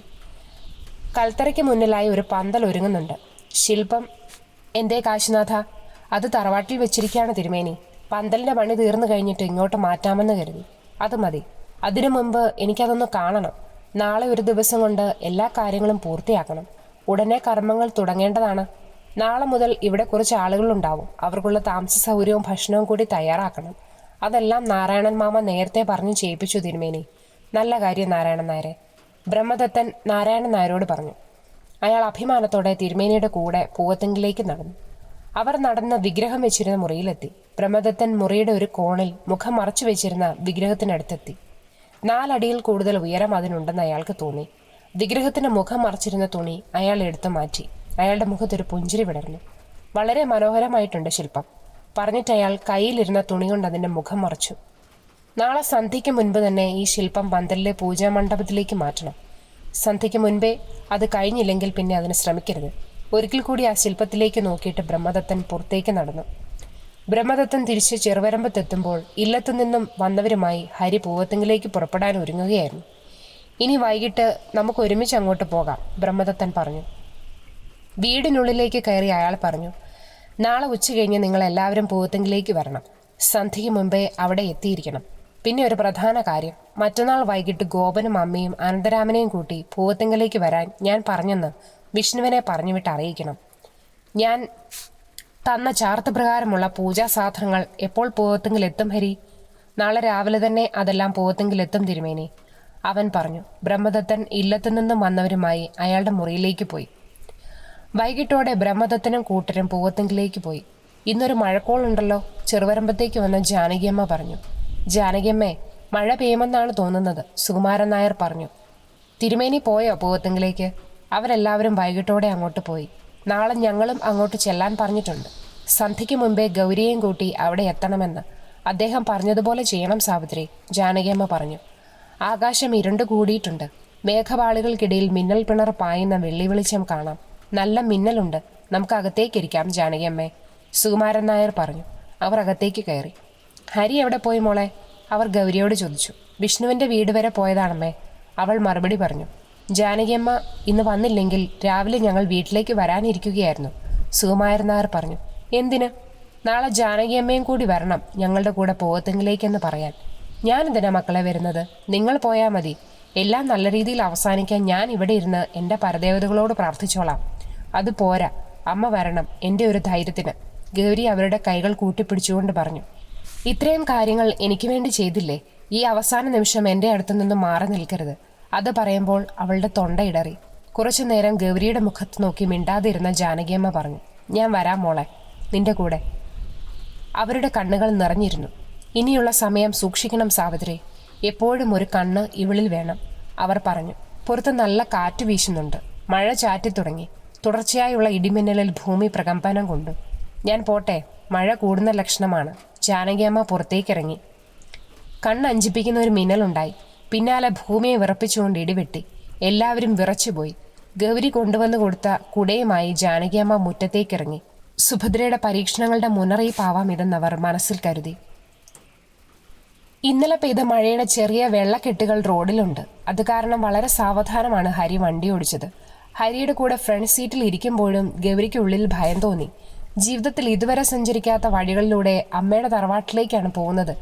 തികച്ചും സന്തോഷം നൽകേണ്ട യാത്ര. പക്ഷേ ഇവിടെ വിധി മറ്റൊന്നാണ്. തൻ്റെ രക്തത്തിനു വേണ്ടി ദാഹിക്കുന്ന രക്ഷസാണ് തന്നെ അവിടെ കാത്തിരിക്കുന്നത്. പൂവത്തിങ്കൽ പടിപ്പുര കടന്നു ചെന്ന് വണ്ടി നിന്നപ്പോഴേ സരസ്വതിയമ്മ ഓടി വന്നു. ഗൗരിയെയും അമ്മ സുഭദ്രയെയും മറ്റുള്ളവരെയും ജീവിതത്തിൽ ആദ്യമായി കാണുകയാണെങ്കിലും അവർക്ക് അതിൻ്റെതായ ഒരു സങ്കോചവും ഇല്ലായിരുന്നു. ഹരിയേട്ടൻ പറഞ്ഞു കേട്ടതിലും ഗംഭീരമാണ് അമ്മയുടെ തറവാടെന്ന് ഗൗരിക്ക് കണ്ടപ്പോൾ മനസ്സിലായി. സരസ്വതി അമ്മ എല്ലാവരെയും അകത്തേക്ക് ക്ഷണിച്ചുകൊണ്ടു പോകുമ്പോഴും ഗൗരിയുടെ നെഞ്ചിൽ തീയായിരുന്നു. ആ തറവാടിൻ്റെ ഏതോ കോണിൽ തൻ്റെ മരണം പതിയിരിക്കുന്നുണ്ടെന്ന ചിന്ത അവളെ അസ്വസ്ഥയാക്കി. എല്ലാവർക്കും വിശ്രമിക്കാനുള്ള മുറികൾ സരസ്വതിയമ്മ കാണിച്ചു കൊടുത്തു. ഗൗരിക്ക് നൽകിയ മുറിയുടെ അടുത്തായി അടഞ്ഞുകിടക്കുന്ന മറ്റൊരു മുറി ചൂണ്ടിക്കാണിച്ചുകൊണ്ട് കൃഷ്ണ ചോദിച്ചു, ആ മുറി എന്താ അടച്ചിട്ടിരിക്കുന്നത്? അത് വർഷങ്ങളായി തുറക്കാറില്ലാത്ത മുറിയാണ് മോളെ. കഴിഞ്ഞ ദിവസമാ ഒരാവശ്യത്തിന് വേണ്ടി തിരുമേനി പറഞ്ഞിട്ട് തുറന്നത്. അതെന്താ അടച്ചിട്ടിരിക്കുന്നത്? ഗൗരിയാണ് ചോദിച്ചത്. അത് സുഭദ്രയുടെ മുറിയാണ്. അതിലാർക്കും പ്രവേശനമില്ലായിരുന്നു നാളിതുവരെ. ഗൗരിയിൽ ഒരു നടുക്കമുണ്ടായി. താൻ എന്തിനെയാണോ ഭയക്കുന്നത്, എന്താണോ തന്നെ ഇല്ലാതാക്കാൻ നോക്കുന്നത്, അതിൻ്റെ മുന്നിൽ അറിയാതെ എത്തിപ്പെട്ടതുപോലെ അവൾക്ക് തോന്നി. കണ്ണിൽ ഇരുട്ട് കയറുന്നതുപോലെ ഗൗരിക്ക് തോന്നി. ഒരാശ്രയത്തിനായി അവൾ കൃഷ്ണയുടെ തോളിൽ പിടിച്ചു. കൃഷ്ണ ഗൗരിയെ മുറിയിലേക്ക് കൂട്ടിക്കൊണ്ടുപോയി. പൂവത്തിങ്കൽ തറവാട്ടിൽ ഏറെ നാളുകൾക്ക് ശേഷം കുടുംബാംഗങ്ങൾ ഒത്തുചേർന്നെങ്കിലും ആരും പരസ്പരം അധികം സംസാരിച്ചില്ല. അപരിചിതത്വം മാത്രമായിരുന്നില്ല അതിന് കാരണം. കുലമുടിച്ച രക്ഷസിന്റെ പുനർജന്മം എല്ലാവരെയും മാനസികമായി തകർത്തു കളഞ്ഞിരിക്കുന്നു. രക്ഷസിന്റെ കൈകൾ മരണത്തിന്റെ രൂപത്തിൽ എപ്പോൾ വേണമെങ്കിലും തങ്ങളെ പിടികൂടുമെന്ന് അവർ ഭയക്കുന്നു. നാരായണൻ നായരുടെ നിർബന്ധത്തിന് വഴങ്ങിയാണ് പലരും തറവാട്ടിലേക്ക് വന്നത്. ബ്രഹ്മദത്തൻ ശാശ്വതമായ പരിഹാരം കാണുമെന്ന അയാളുടെ ഉറപ്പാണ് അവർ എത്തിയതിന് പിന്നിലെ പ്രധാന കാരണം. പൂവത്തിങ്കലെ രക്ഷസിൽ നിന്നൊരു മോചനം ബ്രഹ്മദത്തനിലൂടെ അവർ പ്രതീക്ഷിക്കുന്നു. കൃഷ്ണയ്ക്ക് പൂവത്തിങ്കൽ തറവാട് ഒരത്ഭുതമായിട്ടാണ് തോന്നിയത്. അവിടെ മൊത്തം ചുറ്റി നടന്ന് കാണണമെന്ന് അവൾക്ക് അതിയായ മോഹം തോന്നി. കായലും തൊടിയും കാവും ക്ഷേത്രവും ചേർന്ന പൂവത്തിങ്കൽ തറവാട് തികച്ചും ഒരത്ഭുതമാണെന്ന് അവൾക്ക് തോന്നി. നേരം വെളുക്കട്ടെ എല്ലാം ചുറ്റി നടന്ന് കാണണം അവൾ മനസ്സിൽ തീരുമാനിച്ചു. കൂടെ നടന്ന് കാണാൻ വിഷ്ണു കൂടെ ഉണ്ടായിരുന്നെങ്കിലെന്ന് അവൾ ഓർത്തു. ഒന്ന് ആലോചിച്ച ശേഷം അവൾ ഫോൺ എടുത്ത് അവൻ്റെ നമ്പർ ഡയൽ ചെയ്തു. കുടുംബക്ഷേത്രത്തിലെ വൈകിട്ടുള്ള ദീപാരാധനയിൽ കുടുംബാംഗങ്ങൾ പങ്കെടുത്തു. തലമുറകളായി അറിയാതിരുന്ന പലരും ഒരുമിക്കുവാൻ ഒരു കാരണം നമ്മുടെ ഗൗരിയാണെന്ന് ജാനകിയമ്മ പറഞ്ഞു. അത് നേരാണ് ജാനകിയമ്മേ, കൃഷ്ണ പറഞ്ഞു. ഗൗരിയും കൃഷ്ണയും ജാനകിയമ്മയുമായി ക്ഷേത്ര കമ്മിറ്റി ഓഫീസിൻ്റെ വരാന്തയിലിരുന്നു. കൽവിളക്കിലെ ദീപനാളങ്ങൾ കാറ്റിൽ ഉലയുന്നുണ്ട്. അന്തരീക്ഷമാകെ എണ്ണയുടെയും ചന്ദനത്തിരിയുടെയും മംഗളഗന്ധം. സാവിത്രി ടീച്ചർ അപ്പോഴും ക്ഷേത്രനടയ്ക്ക് മുന്നിൽ നിന്ന് പ്രാർത്ഥിക്കുകയാണ്. സുകുമാരൻ നായർ അവരുടെ തോളിൽ തട്ടി വിളിച്ചു, സാവിത്രി മതി, വാ, നമുക്ക് അവരുടെ അടുത്തേക്ക് പോകാം. കാശിനാഥനെ കണ്ടില്ലല്ലോ. അവരുടെ അടുത്തേക്ക് വന്ന സരസ്വതി അമ്മയോട് സുകുമാരൻ നായർ ചോദിച്ചു. തിരുമേനി അവനെയും കൂട്ടി ആരെയോ കാണാൻ പോയിരിക്കുക. കൂടെ രാമേട്ടനുമുണ്ട്. അവർ 3 പേരും കൂടി ഗൗരിയുടെ അടുത്ത് വന്നിരുന്നു. എൻ്റെ ഓർമ്മയിൽ ആദ്യമാ ഇങ്ങനെ ഒരു ദീപാരാധന, സരസ്വതി അമ്മ പറഞ്ഞു. സമയം കടന്നുപോയിക്കൊണ്ടിരുന്നു. പൂജയ്ക്ക് ശേഷം ക്ഷേത്രനട അടച്ചു. എണ്ണ വറ്റി തുടങ്ങിയ കൽവിളക്കിലെ ദീപനാളങ്ങൾ മങ്ങിത്തുടങ്ങി. ബ്രഹ്മദത്തൻ എന്തോ ആവശ്യത്തിന് പുറത്തു പറഞ്ഞുവിട്ട ഹരി എത്തുമ്പോഴേക്കും കുടുംബാംഗങ്ങൾ ക്ഷേത്രമുറ്റത്തു നിന്നും മടങ്ങി തുടങ്ങിയിരുന്നു. അവൻ നടന്ന് ഗൗരി ഇരിക്കുന്നിടത്തേക്ക് ചെന്നു. തിരുമേനി എത്തിയില്ലേ ഇതുവരെ? അവൻ ഗൗരിയോട് ചോദിച്ചു. അറിയില്ല ഹരിയേട്ടാ, അവൾ പറഞ്ഞു. കായലിൽ നിന്നും വീശിയടിക്കുന്ന കാറ്റിന് നല്ല തണുപ്പുണ്ട്. നമുക്ക് വീട്ടിലേക്ക് പോകാം മക്കളെ, ജാനകിയമ്മ പറഞ്ഞു. ഞാനത് പറയാൻ പോകുമായിരുന്നു ജാനകിയമ്മേ. ഗൗരിയുടെ അച്ഛനും അമ്മയും അവിടെ നമ്മളെ കാത്തിരിക്കുകയാവും. എല്ലാവരും എഴുന്നേറ്റു. അവർ പൂവത്തിങ്കിലേക്ക് നടന്നു. നടക്കുന്നതിനിടയിൽ ഹരി ഫോൺ എടുത്ത് തിരുമേനിയെ വിളിച്ചു. എന്താ ഹരി? ഫോൺ എടുത്തുകൊണ്ട് ബ്രഹ്മദത്തൻ ചോദിച്ചു. തിരുമേനി എവിടെയാണ്? കാണാത്തതുകൊണ്ട് വിളിച്ചതാണ്. ഞങ്ങൾ അങ്ങോട്ട് വന്നുകൊണ്ടിരിക്കുകയാണ് ഹരി. ഞാൻ പറഞ്ഞ സാധനം കിട്ടിയോ? കിട്ടി. കുറച്ച് അലയേണ്ടി വന്നു. ഞാനിപ്പോൾ വന്നതേ ഉള്ളൂ. ശരി, അത് പൂജാമണ്ഡപത്തിൽ ഏൽപ്പിച്ചോളൂ ഹരി. ഇപ്പോൾ തന്നെ കൊടുക്കാം തിരുമേനി. ഞാൻ ഇവളെ ഒന്ന് വീട്ടിലേക്ക് ആക്കിയിട്ട് എടുത്തു കൊടുക്കാം. ആരെ? ബ്രഹ്മദത്തൻ ചോദിച്ചു. ഗൗരിയെ, ഹരി പതർച്ചയോടെ പറഞ്ഞു. ആരോട് ചോദിച്ചിട്ട് ഗൗരിയെ തറവാടിന് പുറത്തു കൊണ്ടുപോയി? ബ്രഹ്മദത്തന്റെ ശബ്ദമുയർന്നു. ഹരി വിറച്ചുപോയി. ഇപ്പോൾ എവിടെയാണ് നിങ്ങൾ? അയാൾ ചോദിച്ചു. അമ്പലമുറ്റത്തു നിന്നും പൂവത്തിങ്കിലേക്ക് പോകുന്നു, ഹരി പറഞ്ഞു. വേഗം അവളെയും കൂട്ടി നടന്നു പോകൂ. എന്ത് ശബ്ദം കേട്ടാലും ആര് പിന്നിൽ നിന്ന് വിളിച്ചാലും ആരും തിരിഞ്ഞു നോക്കരുത്. ഭയപ്പെടാതെ നടന്നോളൂ. ബ്രഹ്മദത്തൻ ഫോൺ കട്ട് ചെയ്തു. എന്താ തിരുമേനി? കാശിനാഥൻ പകപ്പോടെ ചോദിച്ചു. ഒന്നുമില്ല, നീ വണ്ടി വേഗം വിട്. കാശിനാഥൻ വണ്ടിയുടെ വേഗം കൂട്ടി. വിജനമായ റോഡിലൂടെ വണ്ടി കുതിക്കുകയാണ്. പെട്ടെന്നൊരു കറുത്ത സ്ത്രീരൂപം വണ്ടിയുടെ മുന്നിലേക്ക് ചാടി. കാശിനാഥൻ ബ്രേക്കിൽ കാലമർത്തി. പിന്നിൽ നിന്നും രാമേട്ടന്റെ നിലവിളി കേട്ടു. വണ്ടി ഒരു മുരൾച്ചയോടെ നിന്നു. കാശിനാഥൻ പെട്ടെന്ന് വണ്ടിയിൽ നിന്നിറങ്ങി. വണ്ടിയുടെ മുന്നിലും റോഡിന്റെ സൈഡിലും അവൻ നോക്കി. ആരെയും കണ്ടില്ല. വണ്ടിയിൽ നിന്നും നെറ്റി തടവിക്കൊണ്ട് ബ്രഹ്മദത്തൻ പുറത്തിറങ്ങി. എന്തു പറ്റി കാശിനാഥ? എന്താ നീ നോക്കുന്നത്? അയാൾ ചോദിച്ചു. വണ്ടിക്ക് ഒരാൾ വട്ടം ചാടി തിരുമേനി. ഇടിച്ചെന്നുറപ്പാണ്. അത്രയ്ക്കും അടുത്തായിട്ടായിരുന്നു അവരുടെ ചാട്ടം. ആരുടെ ചാട്ടം? ഒരു പെണ്ണിന്റെ. അവനത് പറയുമ്പോൾ ഇരുളിൽ നിന്നും ആ കറുത്ത സ്വത്വം അവരെ നോക്കി പല്ലിളിക്കുന്നത് ബ്രഹ്മദത്തൻ കണ്ടു. അയാളുടെ ഉള്ളിൽ അപകടം മണത്തു. വേഗം പൂവത്തിങ്കലെത്തണം. ഇല്ലെങ്കിൽ നീ വേഗം വന്ന് വണ്ടി എടുക്കുക കാശിനാഥ. അല്ലെങ്കിൽ വേണ്ട, വണ്ടി ഞാനെടുക്കാം. അയാൾ ഡ്രൈവിംഗ് സീറ്റിലേക്ക് കയറി. ശങ്കിച്ചു നിന്ന കാശിനാഥനോട് ബ്രഹ്മദത്തൻ അലറി. വണ്ടിയിൽ കയറടാ. കാശിനാഥൻ ഓടി വന്ന് വണ്ടിയിൽ കയറി. ബ്രഹ്മദത്തന്റെ ഭാവമാറ്റം കണ്ട് രാമേട്ടൻ ഭയന്നുപോയി. വണ്ടി മുന്നോട്ട് കുതിച്ചു.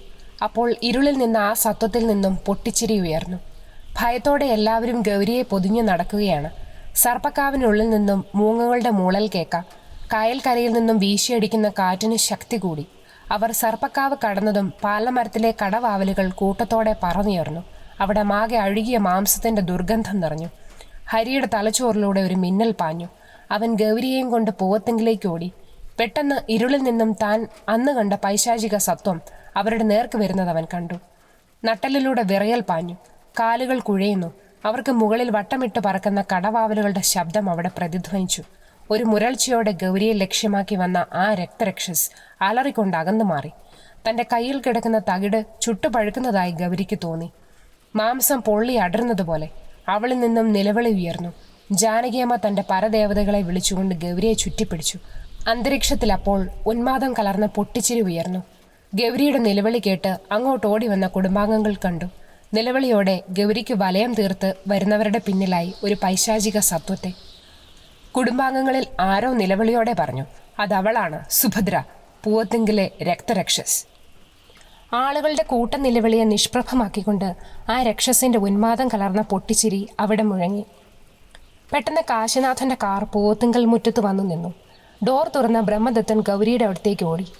അത് കണ്ട് അവളെ പിന്തുടർന്ന് വന്ന രക്ഷസിന്റെ പൊട്ടിച്ചിരി അലർച്ചയായി മാറി. ചുട്ടുപഴുത്ത് തന്റെ ദേഹത്തെ പൊള്ളിച്ചുകൊണ്ടിരുന്ന രക്ഷ പൊട്ടിച്ചു കളയാൻ നോക്കുന്ന ഗൗരിയുടെ കയ്യിൽ ബ്രഹ്മദത്തൻ പിടിച്ചു. പെട്ടെന്ന് ഒരലർച്ചയോടെ ആ ഭീകരസ്വത്വം ആകാശത്തേക്കുയർന്നു. കുഴിഞ്ഞു വീണുപോയ ഗൗരിയെ കോരിയെടുത്തുകൊണ്ട് ബ്രഹ്മദത്തൻ വേഗം നടന്നു. പെട്ടെന്നൊരു കാറ്റ് വീശിയടിച്ചു. ആഞ്ഞില മരത്തിന്റെ ഒരു വലിയ ശിഖരം അടർന്ന് ബ്രഹ്മദത്തിന് മുന്നിലായി വന്നു വീണു. ഇരയെ നഷ്ടപ്പെട്ട രക്ഷസിന്റെ പ്രതികാരമാണതെന്ന് ബ്രഹ്മദത്തിന് തോന്നി. ഗൗരിയെ മുറിയിൽ കിടത്തിക്കഴിഞ്ഞ് സരസ്വതി അമ്മ കൊണ്ടുവന്ന ഓട്ടുമൊന്തയിലെ വെള്ളം അയാൾ അവളുടെ മുഖത്ത് തളിച്ചു. സാവധാനം കണ്ണു തുറന്ന അവൾ മുന്നിൽ നിൽക്കുന്ന ബ്രഹ്മദത്തിനെ കണ്ടപ്പോൾ നിയന്ത്രണം വിട്ട് പൊട്ടിക്കരഞ്ഞുപോയി. ആ കണ്ണുനീരിലുണ്ടായിരുന്നു അവൾ അത്രയും നേരം അനുഭവിച്ച മാനസിക സംഘർഷം. അവളുടെ ശരീരത്തിലുണ്ടായിരുന്ന രക്ഷ അവളെ കൊണ്ട് തന്നെ അഴിപ്പിക്കുകയായിരുന്നു ആ രക്ഷസിന്റെ ലക്ഷ്യമെന്ന് ബ്രഹ്മദത്തിന് ബോധ്യമായി. താൻ ഇവിടെ വരാൻ ഒരു നിമിഷം വൈകിയിരുന്നെങ്കിൽ ഇത്രയും നാൾ ചെയ്ത ശ്രമങ്ങളൊക്കെ വെറുതെ ആയേനെ. അതോർത്തപ്പോൾ ബ്രഹ്മദത്തിന്റെ കോപം ഇരട്ടിച്ചു. ആരാണ് എൻ്റെ അനുവാദമില്ലാതെ ഗൗരിയെ പുറത്തു കൊണ്ടുപോയത്? ബ്രഹ്മദത്തൻ അലറും പോലെ ചോദിച്ചു. ബ്രഹ്മദത്തന്റെ ആ ഭാവം കണ്ട് എല്ലാവരും ഭയന്നു. അയാളുടെ കണ്ണുകൾ ചുവന്ന് കലങ്ങിയിരുന്നു. ദേഷ്യം കൊണ്ട് കവിളുകൾ വിറകൊണ്ടു. നാളിതുവരെ അങ്ങനെ ഒരു ഭാവത്തിൽ തിരുമേനിയെ ആരും കണ്ടിട്ടില്ല. ഞാനാണ് ദീപാരാധന തൊഴാമെന്ന് പറഞ്ഞ് ഗൗരിയെ നിർബന്ധിച്ച് കൊണ്ടുപോയത്, സാവിത്രി ടീച്ചർ വിറയലോടെ പറഞ്ഞു. നിങ്ങൾക്ക് ബുദ്ധിയില്ലേ? അതോ അവളുടെ ശരീരത്തിൽ രക്ഷയുണ്ടല്ലോ എന്ന ചിന്തയിൽ പറഞ്ഞതെല്ലാം മറന്നതാണോ? ഞാൻ എത്താൻ കുറച്ച് വൈകിയിരുന്നെങ്കിൽ അവളെ കൊണ്ട് തന്നെ ആ രക്ഷ സുഭദ്ര പൊട്ടിച്ചെറിയിച്ചേനെ.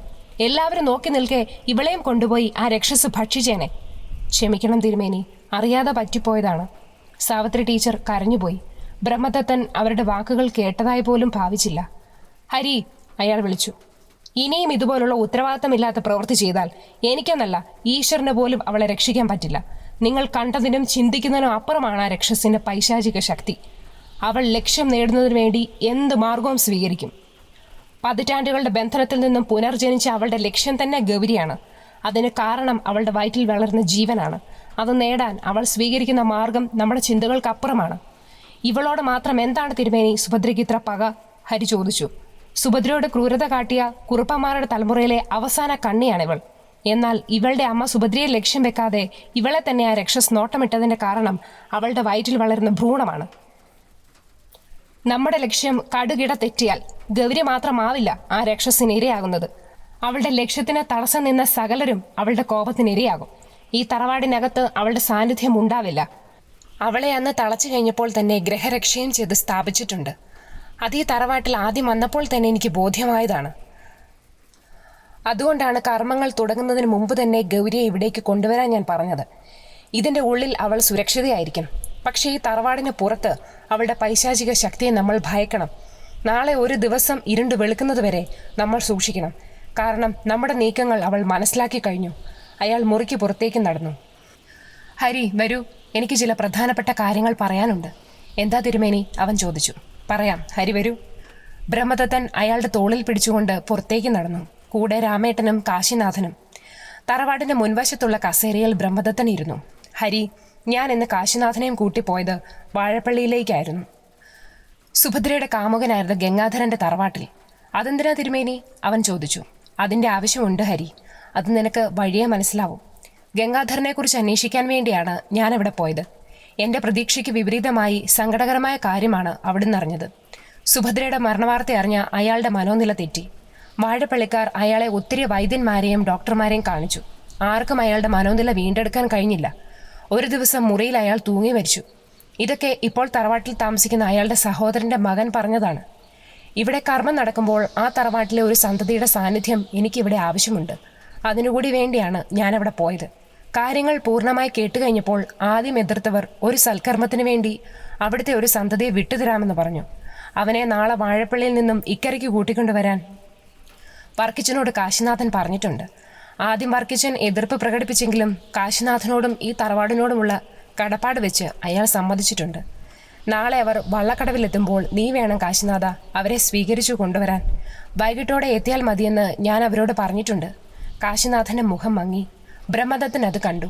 എന്നാൽ ഹരി ഗൗരിയുടെ അടുത്തേക്ക് ചെല്ലൂ, അവളെ സമാധാനിപ്പിക്കൂ, അയാൾ പറഞ്ഞു. ഹരി അവിടെ നിന്നും എഴുന്നേറ്റ് മുറിയിലേക്ക് പോയി. ഹരി പോയതും കാശിനാഥൻ ചോദിച്ചു, എന്തിനാ തിരുമേനി വാഴപ്പള്ളിയിലെ സന്തതിയെ കൂട്ടാൻ ഞാൻ തന്നെ പോകണമെന്ന് പറഞ്ഞത്? ഉള്ളിലുള്ള നീരസം അവൻ മറച്ചു വെച്ചില്ല. ബ്രഹ്മദത്തന്റെ മുഖം ഇരുണ്ടു. വാഴപ്പള്ളിയിലെ സന്തതിയെ കൂട്ടിവരേണ്ടത് നിനക്കും നിന്റെ തറവാടിനും കൂടിയാണ്. ഇപ്പോൾ ഈ തറവാട്ടിൽ ജീവിച്ചിരിക്കുന്ന ആൺതിരിയായ നീ തന്നെയാണ് അത് ചെയ്യേണ്ടത്. ബ്രഹ്മദത്തന്റെ ശബ്ദം കനത്തു. സുഭദ്രയുടെ ഔദാര്യമാണ് നിന്റെയും അമ്മയുടെയും ജീവിതം. വാഴപ്പള്ളിയിൽ തറവാട്ടിലെ സന്തതിയോട് അനാദരവ് കാട്ടി എന്ന് അവൾക്ക് തോന്നിയാൽ അത് മതി നിന്നോടും അമ്മയോടും അവൾക്കുള്ള അനുകമ്പ ഇല്ലാതാവാൻ. അങ്ങനെ ഉണ്ടായാൽ അവൾ ഇവിടെ സർവനാശം വിതയ്ക്കും. അതുണ്ടാവാതിരിക്കാനാണ് ഞാൻ ആ ഉത്തരവാദിത്വം നിന്നെ ഏൽപ്പിച്ചത്. താക്കീതുപോലെ ബ്രഹ്മദത്തൻ പറഞ്ഞു. പിന്നെ കർമ്മങ്ങൾക്ക് പരിസമാപ്തി ഉണ്ടാകുന്നതുവരെ പൂവത്തിങ്കൽ തറവാട് പരിസരത്ത് ആരും ഒറ്റയ്ക്ക് നടക്കരുത്. ഒരു അപമൃത്യു ഇവിടെ നടന്നാൽ ഈ കർമ്മം മുടങ്ങും. അതിനുവേണ്ടി അവൾ ചിലപ്പോൾ അതും ചെയ്യും. സൂക്ഷിക്കുക എല്ലാവരും. കേട്ടുകഴിഞ്ഞപ്പോൾ കാശിനാഥന് ചെറിയ ഭയം തോന്നി. ഇന്ന് നേരിൽ കണ്ടതാണ് ആ രക്ഷസിന്റെ പൈശാചിക ശക്തി. അപ്പോൾ തൻ്റെ വണ്ടിക്ക് മുന്നിൽ ചാടിയതും ആ രക്ഷസായിരുന്നോ? അയാളിൽ ഉൾക്കിടലുമുണ്ടായി. ഉച്ചയായപ്പോൾ വിഷ്ണു പൂവത്തിങ്കലെത്തി. മനസ്സില്ലാ മനസ്സോടെയാണ് അവൻ വന്നത്. അതും കൃഷ്ണ നിർബന്ധിച്ചതുകൊണ്ട് മാത്രം. ഈ സമയം വരെ ഹരിസാർ ചടങ്ങുകൾക്ക് അവനെ ക്ഷണിച്ചിട്ടില്ല. അതാണ് വരാൻ മടിച്ചത്. അവനെ കണ്ടതും ഹരി അവൻ്റെ അടുത്തേക്ക് വന്ന് തറവാട്ടിലേക്ക് കൂട്ടിക്കൊണ്ടുപോയി. സത്യം പറഞ്ഞാൽ ഗോപന്റെ കാര്യം നിന്നെ ഏൽപ്പിച്ചപ്പോൾ പോലും നിന്നോട് പറയുന്ന കാര്യം മറന്നുപോയി. ഹരി അവനോട് പറഞ്ഞു. ഏതായാലും നീ വന്നല്ലോ, നല്ല കാര്യം. ഇനി ചടങ്ങുകളെല്ലാം കഴിഞ്ഞിട്ട് പോയാൽ മതി. എനിക്കൊരു സഹായവുമാകും നിന്റെ വരവ്. ഹരി അവനെ കൂട്ടിക്കൊണ്ടു ചെല്ലുന്നത് കണ്ടപ്പോഴാണ് ഹരിയുടെ വീട്ടുകാരും അവൻ്റെ കാര്യം ഓർത്തത്. അവൻ കുറച്ചു നേരം ഹരിയുടെ വീട്ടുകാരുമായി സംസാരിച്ചിരുന്ന ശേഷം പുറത്തേക്കിറങ്ങി. കൃഷ്ണയെ അവിടെ കാണാതിരുന്നത് കാരണം അവന് ദേഷ്യം വന്നു. അവൻ സാവധാനം സർപ്പക്കാവിനടുത്തുകൂടി കർമ്മങ്ങൾ നടക്കുന്ന പന്തലിനടുത്തേക്ക് നടന്നു. അപ്പോൾ പിന്നിൽ നിന്നൊരു വിളിയൊച്ച കേട്ടവൻ തിരിഞ്ഞു നോക്കി. അവന്റെ അടുത്തേക്ക് നടന്നു വരുന്ന കൃഷ്ണയെ അവൻ കണ്ടു. ഞാൻ വിളിച്ചു വരുത്തിയിട്ട് എന്നെ കാണാതെ എവിടെ പോകുന്നു? അവൾ പരിഭവത്തോടെ ചോദിച്ചു. ഞാൻ അവിടെ നോക്കിയിട്ട് നിന്നെ കണ്ടില്ല. പിന്നെ അവിടെ അധികം നേരം നിന്നാൽ നിന്റെ അച്ഛൻ കത്തിവെച്ചു കൊല്ലും. അതാ രക്ഷപ്പെട്ടത്. എന്നാൽ വാ, നമുക്കിവിടെ ഒന്ന് ചുറ്റി നടന്ന് കാണാം. എനിക്ക് വല്ലാതെ ഇഷ്ടപ്പെട്ടു ഇവിടം. എനിക്ക് പറ്റിയ കമ്പനി ഇവിടെ ഇല്ലാത്തതുകൊണ്ടാണ് ഞാൻ തന്നെ വിളിച്ചു വരുത്തിയത്. അവൾ സംസാരിച്ചുകൊണ്ട് അവനെയും കൂട്ടി കായൽക്കരയിലേക്ക് നടന്നു. കൂറ്റൻ മരങ്ങൾ തണൽ വിരിച്ചു നിൽക്കുന്ന തൊടിയിലൂടെ നടന്നവർ കായൽക്കരയിലെത്തി. അവിടെ നല്ല തണുത്ത കാറ്റ് വീശുന്നുണ്ട്. ഈ ചൂടിലും അവിടെ തണുപ്പ് കിട്ടാൻ കാരണം കായലോരം തൊട്ടു നിൽക്കുന്ന കൂറ്റൻ മരങ്ങളാണെന്ന് അവന് തോന്നി. കൃഷ്ണ വാതോരാതെ സംസാരിച്ചുകൊണ്ടിരിക്കുകയാണ്. ഇതിലും നല്ലത് നിന്റെ അച്ഛൻ്റെ കമ്പനിയായിരുന്നു. അതെന്താ? അവൾ ചോദിച്ചു. അല്ല, നിന്റെ അച്ഛനായിരുന്നേൽ ഇത്രയും ചോര കുടിക്കില്ലായിരുന്നു. എങ്കിൽ ഞാൻ പോകുന്നു, അവൾ പറഞ്ഞു. പിണങ്ങല്ലേ? തിരിഞ്ഞു നടക്കാൻ തുടങ്ങിയ അവളുടെ കയ്യിൽ അവൻ പിടിച്ചു നിർത്താൻ ശ്രമിച്ചു. അതിന് അവസരം കൊടുക്കാതെ അവൾ ഒഴിഞ്ഞു മാറി. ആരെങ്കിലും കണ്ടാൽ എനിക്ക് മേലെ അടി വാങ്ങാൻ, അവൾ പറഞ്ഞു. നിനക്ക് പേടിയില്ലേ കൃഷ്ണേ ഇവിടെ ഇങ്ങനെ ഇറങ്ങി നടക്കാൻ? അവൻ ചോദിച്ചു. എന്തിനാ പേടിക്കുന്നത്? അവൾ ചോദിച്ചു. ആ രക്ഷസിന്റെ വിഹാര കേന്ദ്രമല്ലേ ഇവിടം? ഇതല്ലേ അതിന്റെ ജന്മസ്ഥലം? അതെ, അതിനെന്താ? അതിനെ ബന്ധിക്കുവാനുള്ള കർമ്മങ്ങളല്ലേ അവിടെ നടക്കുന്നത്. അപ്പോൾ ഇങ്ങനെ കറങ്ങി നടക്കുന്നത് ശരിയാണോ? ഓ, അവൾ ചെറുകോട്ടി. ഇന്നലെയും ആ പിശാചിന്റെ ശല്യം ഇവിടെ ഉണ്ടായെന്ന് പറഞ്ഞു ഹരിസാർ. വെറുതെ വിഷ്ണു, ഇന്നലെ നല്ല മഴക്കോളുണ്ടായിരുന്നു. കായലിന്റെ സൈഡ് ആയതിനാൽ നല്ല കാറ്റും. അത് കാരണം ഒരു മരക്കൊമ്പ് ഒടിഞ്ഞു വീണു. അല്ലാതെ ഏട്ടൻ പറയുന്നത് പോലെ പ്രേതവും പിശാചുമൊന്നുമല്ല. അപ്പോൾ ഇന്നലെ എല്ലാവരും ആ സത്വത്തിനെ കണ്ടതോ? അവൻ ചോദിച്ചു. ആര് പറഞ്ഞു കണ്ടെന്ന്? അത് പേടികൊണ്ട് തോന്നിയതാവും. ഞാനൊന്നും ഒരു പിശാചിനെയും കണ്ടില്ല, അവൾ വാശിയോടെ പറഞ്ഞു. അങ്ങനെ പേടിയില്ലാത്ത ആളാണെങ്കിൽ പിന്നെ എന്തിനാ താൻ രക്ഷ കെട്ടി നടക്കുന്നത്? അവൻ ചോദിച്ചു. അത് എന്നേ ഞാൻ കളഞ്ഞു വിഷ്ണു. വീട്ടുകാരുടെ വഴക്ക് കിട്ടാതിരിക്കാൻ വെറുതെ കെട്ടിയതല്ലേ അത്, അവൾ ചിരിയോടെ പറഞ്ഞു. അതുപോട്ടെ, ഞാനൊരു കാര്യം ചോദിച്ചാൽ വിഷ്ണു സത്യം പറയുമോ? എന്താ? താൻ കാര്യം പറയാ. അവൻ കായൽക്കരയിലെ കൽക്കെട്ടിലേക്ക് കയറി നിന്നു. കായലിൽ നിന്നും വീശിയടിക്കുന്ന കാറ്റിൽ അവളുടെ മുടിയിഴകൾ അലക്ഷ്യമായി പാറിപ്പറന്നു. മുടിയിഴകൾ കൈകൾ കൊണ്ട് ഒതുക്കുമ്പോഴും അവളുടെ നോട്ടം അവൻ്റെ കണ്ണുകളിലായിരുന്നു. എന്താ കൃഷ്ണ ഇങ്ങനെ നോക്കുന്നത്? അവന് വല്ലായ്മ തോന്നി. പറ, ഞാനൊരു കാര്യം ചോദിച്ചാൽ സത്യം പറയാമോ? പറയാം. ഇനിയെങ്കിലും കൃഷ്ണ കാര്യം എന്താണെന്ന് പറയൂ. വിഷ്ണുവിന് എന്നെ ഇഷ്ടമാണോ? തെല്ലുറക്കെയാണ് അവൾ ചോദിച്ചത്. അവൻ പകച്ചുപോയി. കേൾക്കാൻ മനസ്സുകൊണ്ട് 100 വട്ടം ആഗ്രഹിച്ച ചോദ്യമാണിത്. പക്ഷേ അവൾ മുഖത്ത് നോക്കി ചോദിച്ചപ്പോൾ അവൻ പതറിപ്പോയി. അവൻ ചുറ്റുപാടും നോക്കി. ഇല്ല, ഇവിടെ എങ്ങും ആരുമില്ല. അവൻ്റെ ശ്വാസം നേരെ വീണു. ഇതാരെങ്കിലും കേട്ടിരുന്നെങ്കിൽ എന്താകുമായിരുന്നു തൻ്റെ അവസ്ഥ? പറ വിഷ്ണു, അവൾ ചോദിച്ചുകൊണ്ട് കുറച്ചുകൂടി അവൻ്റെ അടുത്തേക്ക് നീങ്ങി നിന്നു.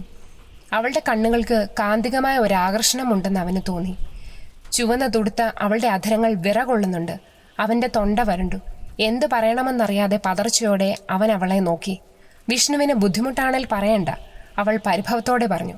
അല്ല, കൃഷ്ണ പെട്ടെന്ന് ചോദിച്ചപ്പോൾ അവൻ പരിങ്ങി.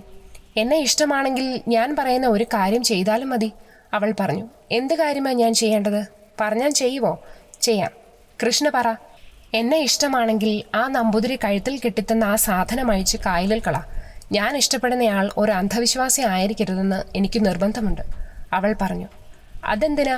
ഇഷ്ടമാണെന്ന് തെളിയിക്കാൻ അങ്ങനെ ചെയ്യുന്നത്? അതെൻ്റെ ചെറുക്കൻ്റെ കഴുത്തിന് ചേരില്ല, അതുകൊണ്ടാണ് പറഞ്ഞത്. മന്ത്രിക്കും പോലെ പറഞ്ഞുകൊണ്ട് അവൾ കൽക്കെട്ടിലേക്ക് കയറി നിന്നു.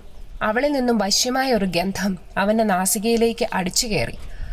അവളുടെ നോട്ടം താങ്ങാനാവാതെ അവൻ്റെ ദൃഷ്ടി താണു. എനിക്ക് വേണ്ടി നീ അത് ചെയ്യുമോ വിഷ്ണു? അവൾ പ്രണയാതുരമായി ചോദിച്ചു. അവൻ അവളെ നോക്കി. അവളുടെ കവിളുകൾ ചുവന്ന് തുടുത്തു നിൽക്കുന്നു. കൂടുതൽ ചുവന്ന് തുടുത്ത അധരങ്ങൾ വിറകൊള്ളുന്നുണ്ട്. തന്നിൽ തറച്ചു നിൽക്കുന്ന കണ്ണുകളിൽ ചുവന്ന ഞരമ്പുകൾ തിണർക്കുന്നു. അവളുടെ നോട്ടം അവൻ്റെ ബോധമണ്ഡലത്തെ മറച്ചു. അവൻ്റെ കൈകൾ അറിയാതെ അവൻ്റെ കഴുത്തിൽ കിടന്ന ചരടിലേക്ക് ചെന്നു. അവളുടെ ചുവന്ന കണ്ണുകളിൽ വല്ലാത്ത ക്രൗര്യം നിറഞ്ഞു. വിഷ്ണു! പെട്ടെന്ന് ഹരിയുടെ ഉറക്കെയുള്ള വിളിയേച്ച കേട്ടവൻ ഞെട്ടി. പെട്ടെന്ന് കൃഷ്ണയുടെ ഭാവം മാറി. മുഖമിരുണ്ടു. കണ്ണുകൾ ചുവന്ന് കലങ്ങി. മൂർച്ചയുള്ള ഒരു നോട്ടം അവനെ നോക്കിയിട്ടവൾ അവിടെ നിന്നും ഒരു വലിയ മരത്തിൻ്റെ മറവിലേക്ക് മാറി. നടന്നു പോകുമ്പോൾ അവളുടെ കൽപ്പല്ലുകൾ ഞെരിയുന്ന ശബ്ദം അവൻ വ്യക്തമായി കേട്ടു. നീ എന്താ ഇവിടെ വന്ന് നിൽക്കുന്നത്? ഹരി ചോദിച്ചു. വെറുതെ, അവൻ പരങ്ങലോടെ പറഞ്ഞു. ഇന്നത്തെ ദിവസം ഇവിടെ ആരും ഒറ്റയ്ക്ക് നടക്കരുതെന്ന് തിരുമേനി പറഞ്ഞിട്ടുണ്ട്. വാ പോകാം. ഹരി അവനെയും കൂട്ടി നടന്നു. നടക്കുന്നതിനിടയിൽ വിഷ്ണു തിരിഞ്ഞു നോക്കി. അപ്പോൾ മരത്തിൻ്റെ മറവിൽ നിന്നും അവൾ അവനെ തന്നെ നോക്കി നിൽക്കുന്നുണ്ടായിരുന്നു. അവളുടെ മുഖത്ത് ഇപ്പോൾ ഒരു ക്രൂരതയുണ്ടെന്ന് അവന് തോന്നി. നീ എന്താ ഈ തിരിഞ്ഞു നോക്കുന്നത്? അവൻ്റെ നോട്ടം കണ്ട് ഹരി ചോദിച്ചു. ഒന്നുമില്ല സർ, അവൻ പറഞ്ഞു. അവർ നടന്ന് സർപ്പക്കാവിനടുത്തെത്തി. അപ്പോൾ സാവിത്രിയും ടീച്ചറും ജാനകിയമ്മയും മറ്റുള്ളവരുമായി അങ്ങോട്ട് വരുന്നുണ്ടായിരുന്നു. നിന്നെ കാണാഞ്ഞ് ഞാൻ അന്വേഷിച്ചപ്പോൾ അവളാ പറഞ്ഞത് കായൽക്കരയിലേക്ക് നടന്നു പോകുന്നുണ്ടായിരുന്നെന്ന് കൃഷ്ണയെ ചൂണ്ടിക്കാണിച്ചുകൊണ്ട് ഹരി പറഞ്ഞു. വിഷ്ണു വിറച്ചുപോയി. ഇപ്പോൾ തൻ്റെ കൂടെ ഉണ്ടായിരുന്ന കൃഷ്ണ എങ്ങനെ ഇവിടെ എത്തി? അവൻ പെട്ടെന്ന് അവൾ നടന്നു മറിഞ്ഞ മരത്തിൻ്റെ പിന്നിലേക്ക് നോക്കി. അപ്പോൾ കൃഷ്ണയുടേതായ രൂപം അവിടെ അന്തരീക്ഷത്തിൽ അലിഞ്ഞില്ലാതാവുന്നത് അവൻ കണ്ടു. അലർച്ചയോടെ അവൻ ഹരിയെ കെട്ടിപ്പിടിച്ചു. എന്തു പറ്റിയടാ? ഹരി അവനെ ചേർത്ത് പിടിച്ചുകൊണ്ട് ചോദിച്ചു. എന്തിനാ നീ നിലവിളിക്കുന്നത്? അവിടെ അവൻ കായൽക്കരയിലേക്ക് വിരൽ ചൂണ്ടിക്കൊണ്ട് പറഞ്ഞു. അവിടെ എൻ്റെ കൂടെ ഇത്രയും നേരം ഉണ്ടായിരുന്ന കൃഷ്ണ അല്ല, അവളുടെ രൂപം അവിടെ അലിഞ്ഞില്ലാതായി. അവൻ പറഞ്ഞത് കേട്ട് സകലരും വിറച്ചുപോയി. ഹരി വേഗം അവനെയും കൂട്ടി ബ്രഹ്മദത്തന്റെ അടുത്തേക്ക് ചെന്നു. വിഷ്ണുവിനുണ്ടായ അനുഭവം പറഞ്ഞപ്പോൾ ബ്രഹ്മദത്തൻ പറഞ്ഞു, ഞാൻ ഇന്നലെ പറഞ്ഞില്ലേ ഹരി, അവൾ ഏതു മാർഗത്തിലൂടെയും ഇത് മുടക്കാൻ ശ്രമിക്കുമെന്ന്. ആരും ഒന്നും പറഞ്ഞില്ല. നിന്നോട് അവൾ എന്താണ് ആവശ്യപ്പെട്ടത്? ബ്രഹ്മദത്തൻ ചോദിച്ചു. അവൻ പതറി. ഹരിസാറിൻ്റെയും കുടുംബത്തിനെയും മുന്നിൽ വെച്ച് എങ്ങനെ അത് പറയും? അവൻ്റെ ആത്മകഥ മനസ്സിലാക്കിയ ബ്രഹ്മദത്തൻ പറഞ്ഞു, നീ ഒന്നും പേടിക്കേണ്ട. എന്താണ് അവിടെ സംഭവിച്ചതെന്ന് പറഞ്ഞോ? ആരും നിന്നെ ഒന്നും പറയില്ല. അവൻ സങ്കോചത്തോടെ പറഞ്ഞു. ഞാൻ വീട്ടിൽ നിന്നിറങ്ങി സർപ്പക്കാവിനടുത്തെത്തിയപ്പോൾ പിന്നിൽ നിന്നും കൃഷ്ണയുടെ വിളി കേട്ടു. ഇവിടെ മുഴുവൻ ചുറ്റും നടന്ന് കാണാൻ അവൾ വിളിച്ചിട്ടാണ് ഞാൻ വന്നത്. അത് കേട്ടപ്പോൾ കൃഷ്ണ ഞെട്ടിപ്പോയി. അവളുടെ മുഖം വിളറി. എല്ലാവരും അവളെ തന്നെ സൂക്ഷിച്ചു നോക്കി. അവൾ മുഖം താഴ്ത്തി നിന്നു. എന്നിട്ട് ബ്രഹ്മദത്തൻ ചോദിച്ചു. ഞങ്ങൾ കായൽക്കരയിലേക്ക് പോയി. അവിടെ വെച്ച് അവൾ എന്നെ ഇഷ്ടമാണോ എന്ന് എന്നോട് ചോദിച്ചു. അപ്പോൾ നീ എന്തു പറഞ്ഞു? ഞാനൊന്നും പറഞ്ഞില്ല. അപ്പോൾ അവൾ എന്നോട് പറഞ്ഞു, ഇഷ്ടമാണെങ്കിൽ കഴുത്തിൽ കിടക്കുന്ന തിരുമേനി കെട്ടിത്തന്ന രക്ഷ പൊട്ടിച്ച് കായലിൽ കളയാൻ. എന്നിട്ട് നീ പൊട്ടിച്ചോ? ഇല്ല. അപ്പോഴാണ് ഹരിസാർ എന്നെ വിളിച്ചത്. ഹരി വിളിച്ചില്ലായിരുന്നെങ്കിൽ ഇവനത് പൊട്ടിച്ചേനെ. അത് വലിയ ദുരന്തം ഇവിടെ ഉണ്ടാക്കുകയും ചെയ്തേനെ, ബ്രഹ്മദത്തൻ പറഞ്ഞു. എങ്കിൽ ആ രക്ഷസിന്റെ അടുത്ത ഇര ഇവനായേനെയല്ല തിരുമേനി? ഹരി ചോദിച്ചു. ഒരിക്കലും ഇല്ല ഹരി. ഇവനെ സുഭദ്രയ്ക്ക് കൊല്ലാനായിരുന്നെങ്കിൽ എന്നേ അവൾക്കതാകാമായിരുന്നു. അന്ന് രാത്രിയിൽ അവൾ ഇവനെ കൊല്ലാനല്ല ഭയപ്പെടുത്താനാണ് വന്നതെന്ന് ഹരിയോട് ഞാൻ പറഞ്ഞില്ലേ? അതിന് വ്യക്തമായ കാരണവുമുണ്ട്. ഹരിയുടെ പെങ്ങൾക്ക് ഇവനോടുള്ള അടുപ്പമാണ് അതിന് കാരണം. ഹരിയുടെ കൂടെ ഇവൻ നടന്നിട്ടും ഭയപ്പെടുത്തി വിട്ടതിൻ്റെ കാരണം അതാണ്. പിന്നെന്തിനാണ് തിരുമേനി അവൾ ഇവനോട് രക്ഷ പൊട്ടിച്ചെറിയാൻ പറഞ്ഞത്? അതാ രക്ഷസിന്റെ ഒരു കുടിലതന്ത്രമായിരുന്നു. രക്ഷ ഉപേക്ഷിച്ചു കഴിഞ്ഞാൽ ഇവന്റെ ശരീരത്തിൽ സന്നിവേശം നടത്തുകയായിരുന്നു അവളുടെ ഉദ്ദേശം. പിന്നെ അവനിലൂടെ ആരെയെങ്കിലും അപായപ്പെടുത്തുകയോ കർമ്മങ്ങൾക്ക് വിഘ്നം വരുത്തുകയോ ആയിരുന്നു അവളുടെ ലക്ഷ്യം. ഞാൻ പറഞ്ഞില്ലേ ഹരി, നമ്മുടെ ചിന്തകൾക്കും യുക്തിക്കും അപ്പുറമാണ് ആ രക്ഷസിന്റെ പൈശാചിക ശക്തി. ഇപ്പോൾ ഇവനുണ്ടായ ഈ അനുഭവം വരാൻ പോകുന്ന സുഭദ്രയുടെ പരീക്ഷണങ്ങളുടെ മുന്നറിയിപ്പാണ്. പിന്നെ ഇവന്റെ ഈ വെളിപ്പെടുത്തലിന്റെ പേരിൽ ആരും ആരെയും ശാസിക്കാനോ ഉപദേശിക്കാനോ നിൽക്കണ്ട. വിധിയൊരു പക്ഷേ അതാവാം. ആരും ഒന്നും പറഞ്ഞില്ല. തൻ്റെ ഉപാസനാമൂർത്തികളെ സ്മരിച്ചുകൊണ്ട് ബ്രഹ്മദത്തൻ ആവാഹന മണ്ഡപത്തിലേക്ക് നടന്നു. സന്ധ്യയോടുകൂടി ആളുകൾ പൂവത്തിങ്കിലേക്ക് എത്തിച്ചേരാൻ തുടങ്ങി. അധികവും കുടുംബാംഗങ്ങളും തറവാട്ടിലെ മുൻ ആശ്രിതരുടെ കുടുംബാംഗങ്ങളുമായിരുന്നു. ഇക്കരെ കടവിലെത്തുന്ന വർക്കിയെയും ആഴപ്പള്ളി ഗംഗാധരന്റെ കുടുംബത്തെയും കൂട്ടാൻ കാശിനാഥന് കൂട്ടായി വിഷ്ണുവിനെയും അയച്ചു. വിഷ്ണു വലിയ സന്തോഷത്തിലാണ്. ഒരു ഭൂകമ്പം ആകേണ്ട കാര്യം ഒരു കുഴപ്പവുമില്ലാതെ അവസാനിച്ചു. കർമ്മങ്ങൾ കഴിഞ്ഞ് അച്ഛനെ വന്നു കണ്ട് കാര്യങ്ങൾ സംസാരിക്കാമെന്ന് ഹരിസാർ പറഞ്ഞു. ഇപ്പോൾ പൂവത്തിങ്കൽ രക്ഷസിനോട് അവൻ ആരാധന തോന്നി. അവൻ്റെ ചിന്തകളെ മുറിച്ചുകൊണ്ട് ഫോൺ ബെല്ലടിച്ചു. അവൻ ഫോൺ എടുത്തു നോക്കി. മണിയൻ ചേട്ടനാണ്. അവൻ കോൾ അറ്റൻഡ് ചെയ്തു. എന്താ മണിയൻ ചേട്ടാ? എടാ നീ എവിടെടാ? നമുക്ക് ആ പൂവത്തിങ്കൽ വരെ ഒന്ന് പോയാലോ? നീ ഇതെപ്പോൾ പോയടാ? എന്നോട് പറഞ്ഞില്ലല്ലോ പോകുന്ന കാര്യം. ഞാൻ ഉച്ചയ്ക്ക് ഇവിടെ എത്തി. മണിയൻ ചേട്ടനെ വിളിക്കുന്ന കാര്യം ഓർത്തില്ല. മണിയൻ ചേട്ടൻ ഇങ്ങോട്ട് വരുമോ? ഞങ്ങൾ വള്ളക്കടവിൽ നിന്ന് ഒരാളെ കൂട്ടാൻ പോവുകയാ. എങ്കിൽ നീ വെച്ചോടാ, ഞാൻ വന്നോളാം. അയാൾ ഫോൺ കട്ട് ചെയ്തു. ആരാ വിഷ്ണു ഈ മണിയൻ ചേട്ടൻ?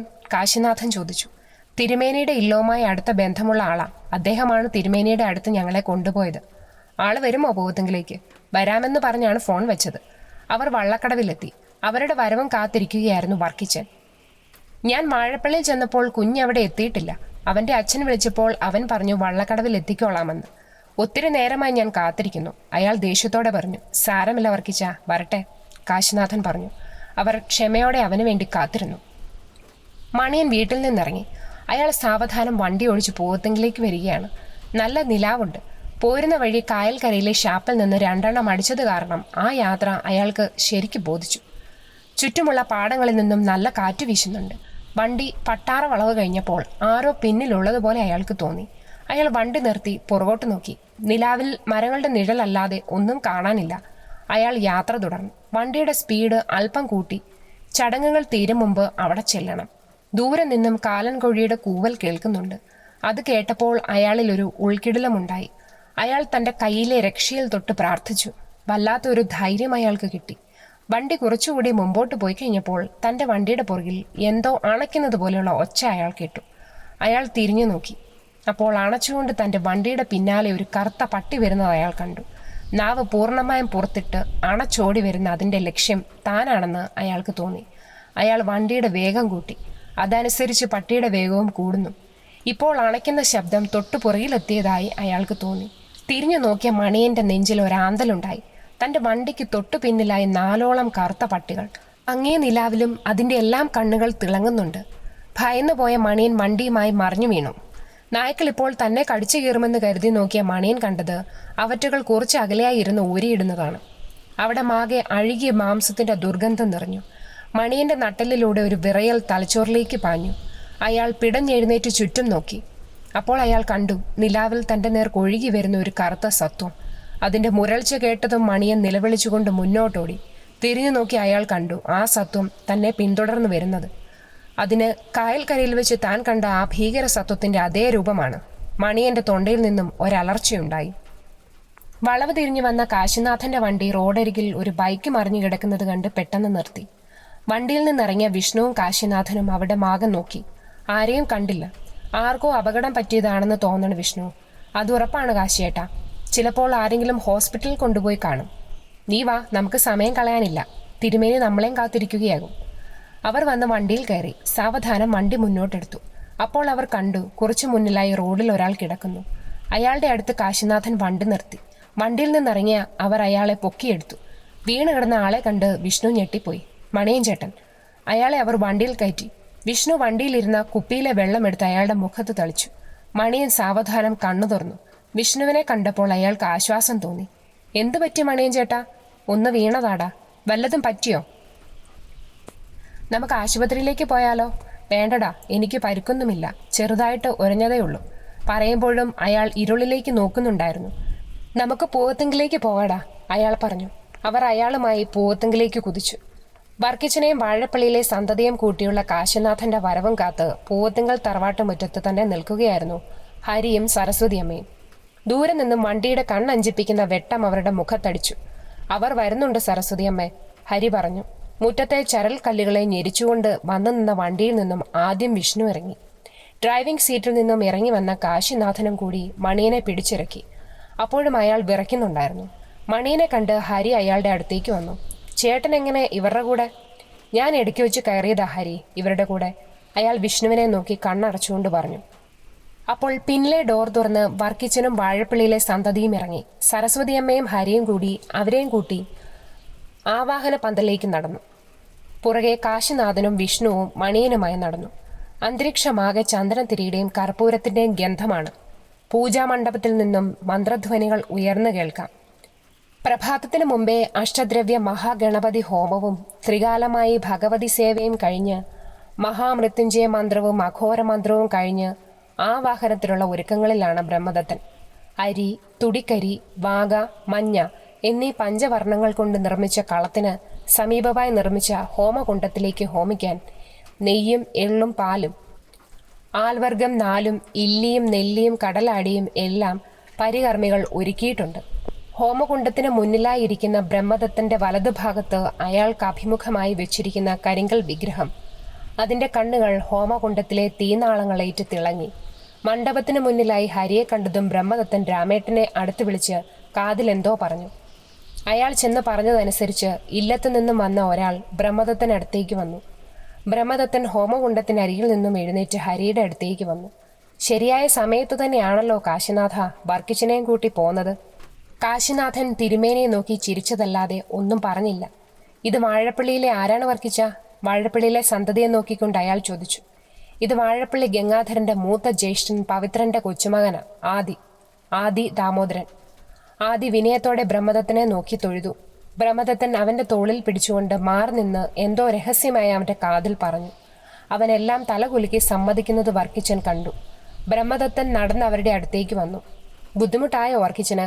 എന്തിന്? അയാൾ ചോദിച്ചു. ഇവിടം വരെ വയസ്സുകാലത്ത് രാത്രി വിളിച്ചു വരുത്തിയതിന്? ഇല്ല തിരുമേനി, ഒരു നല്ല കാര്യത്തിനല്ലേ? പക്ഷെ എനിക്ക് ചെറിയ പേടിയുണ്ട്. എന്തിന്? ബ്രഹ്മദത്തൻ ചോദിച്ചു. അയാൾ കുറച്ചുകൂടി തിരുമേനിയോട് ചേർന്ന് നിന്നു. ഈ നിൽക്കുന്ന ആദി വാഴപ്പള്ളിയിലെ മരിച്ചുപോയ ഗംഗാധരന്റെ അതേ പകർപ്പാണ്. അവൻ എന്തെങ്കിലും പറ്റിയാൽ വാഴപ്പള്ളിക്കാർ എന്നെ പച്ചയ്ക്ക് കത്തിച്ചു കളയും. അവനൊന്നും സംഭവിക്കില്ല വർക്കിച്ച, നിങ്ങൾക്ക് എന്നെ വിശ്വസിക്കാം. പറഞ്ഞുകൊണ്ട് ആദിയെ നോക്കിയ ബ്രഹ്മദത്തിന്റെ ചുണ്ടിൽ ഒരു ചെറു ചിരിയുണ്ടായി. അയാൾ പറഞ്ഞത് ശരിയാണെങ്കിൽ അവന്റെ സാന്നിധ്യം ഒരു നല്ല നിമിത്തമാണെന്ന് അയാൾക്ക് തോന്നി. അയാൾ നടന്ന് പൂജാ മണ്ഡപത്തിലേക്ക് കയറി. മണ്ഡപത്തിനടുത്ത് ബ്രഹ്മദത്തിന് പിന്നിലായി ഗൗരിയെ നേരത്തെ കൊണ്ടുവന്ന് ഇരുത്തിയിരുന്നു.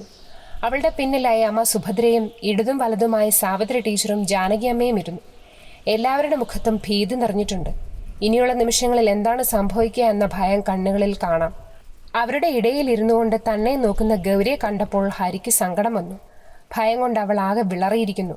ജീവിതത്തിൽ എല്ലാ പ്രതീക്ഷയും അറ്റപോലുള്ള നോട്ടം. ഇന്നലെ ഒറ്റ ദിവസം കൊണ്ട് അവൾ തകർന്നു പോയിരിക്കുന്നു. കാശിനാഥന്റെ മണ്ഡപത്തിനടുത്തായുള്ള ഇരിപ്പിടങ്ങളിൽ ആദിയെയും വർക്കിച്ചനെയും ഇരുത്തി. ആദി ഗൗരിയെ നോക്കി ഒന്ന് ചിരിച്ചു. അപ്പോൾ അവിടേക്ക് ഗോപനെയും അനന്തരാമനെയും കൂട്ടിക്കൊണ്ട് വിഷ്ണു വന്നു. ഹരി രണ്ടുപേരെയും കൂട്ടിക്കൊണ്ടുപോയി പന്തലിനുള്ളിൽ ഇരുത്തി. ഗോപന്റെ അമ്മ ശാരദ ജാനകിയമ്മയുടെ അടുത്ത് പോയിരുന്നു. സമയം കടന്നുപോയിക്കൊണ്ടിരുന്നു. അന്തരീക്ഷത്തിൽ മന്ത്രധ്വനികൾ ഉയർന്നു കേട്ടു. ഹോമകുണ്ടത്തിൽ നിന്ന് ഉയർന്ന പുകയ്ക്ക് നെയ്യുടെ ഗന്ധം. ബ്രഹ്മദത്തന്റെ ശരീരം വിയർപ്പിൽ മുങ്ങി. കൂട്ടുപുരുകങ്ങൾക്കിടയിലൂടെ നാസികാഗ്രത്തിലേക്ക് ഒഴുകിയെത്തിയ കുങ്കുമം കലർന്ന വിയർപ്പ് കണങ്ങൾ താഴേക്ക് വീണു ചിതറി.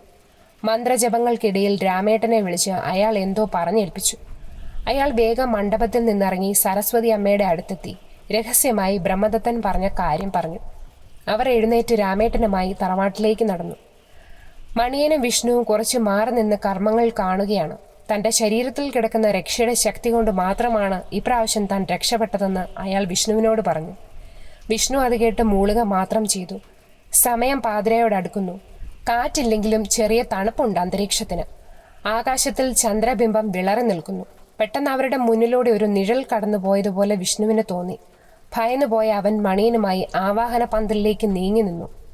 രാമേട്ടനുമായി തറവാട്ടിലേക്ക് പോയ സരസ്വതിയമ്മ പെട്ടെന്ന് മടങ്ങി വന്നു. പട്ടിൽ പൊതിഞ്ഞ ഒരു ഓട്ടുമൊന്ത അവർ ബ്രഹ്മദത്തനെ ഏൽപ്പിച്ചു. മണി 12 കഴിഞ്ഞു. മന്ത്രജപങ്ങൾ ഉച്ചസ്ഥായിയിലായി. ദൂരെ എവിടെയോ ഇരുളിൽ നിന്നും ഒരു നായയുടെ ഓരിയിടയിൽ കേട്ടു. സർപ്പക്കാവിൻ്റെ അടുത്തെ വലിയ മരത്തിന്റെ ഏതോ കൊമ്പിൽ നിന്നും ഒരു കാലൻ കോഴിയുടെ കൂവലുയർന്നു. നിശബ്ദതയിൽ പെട്ടെന്നുണ്ടായ ആ ഭയാനക ശബ്ദം സകലരെയും ഞെട്ടിച്ചു. സർപ്പക്കാവിലെ പാലമരത്തിൽ നിന്നും കടവാവലുകൾ പറന്നു. അശുഭകരമായ എന്തിൻ്റെയോ വരവറിയിക്കുന്നത് പോലെ അവ ആവാഹന പന്തലിന് മുകളിൽ വട്ടമിട്ട് പറന്നു. താഴ്ന്നു പറക്കുന്ന അവയുടെ ചിറകടി ശബ്ദം മരണത്തിന്റെ ചിറകടി പോലെ അന്തരീക്ഷത്തിൽ പ്രതിധ്വനിച്ചു. മരച്ചില്ലകളെ ഉലച്ചുകൊണ്ടൊരു കാറ്റ് വീശി അകന്നുപോയി. ഹോമകുണ്ടത്തിന് അരികിലിരുന്ന ബ്രഹ്മദത്തന്റെ മുഖം പെട്ടെന്ന് രൗദ്രമായി.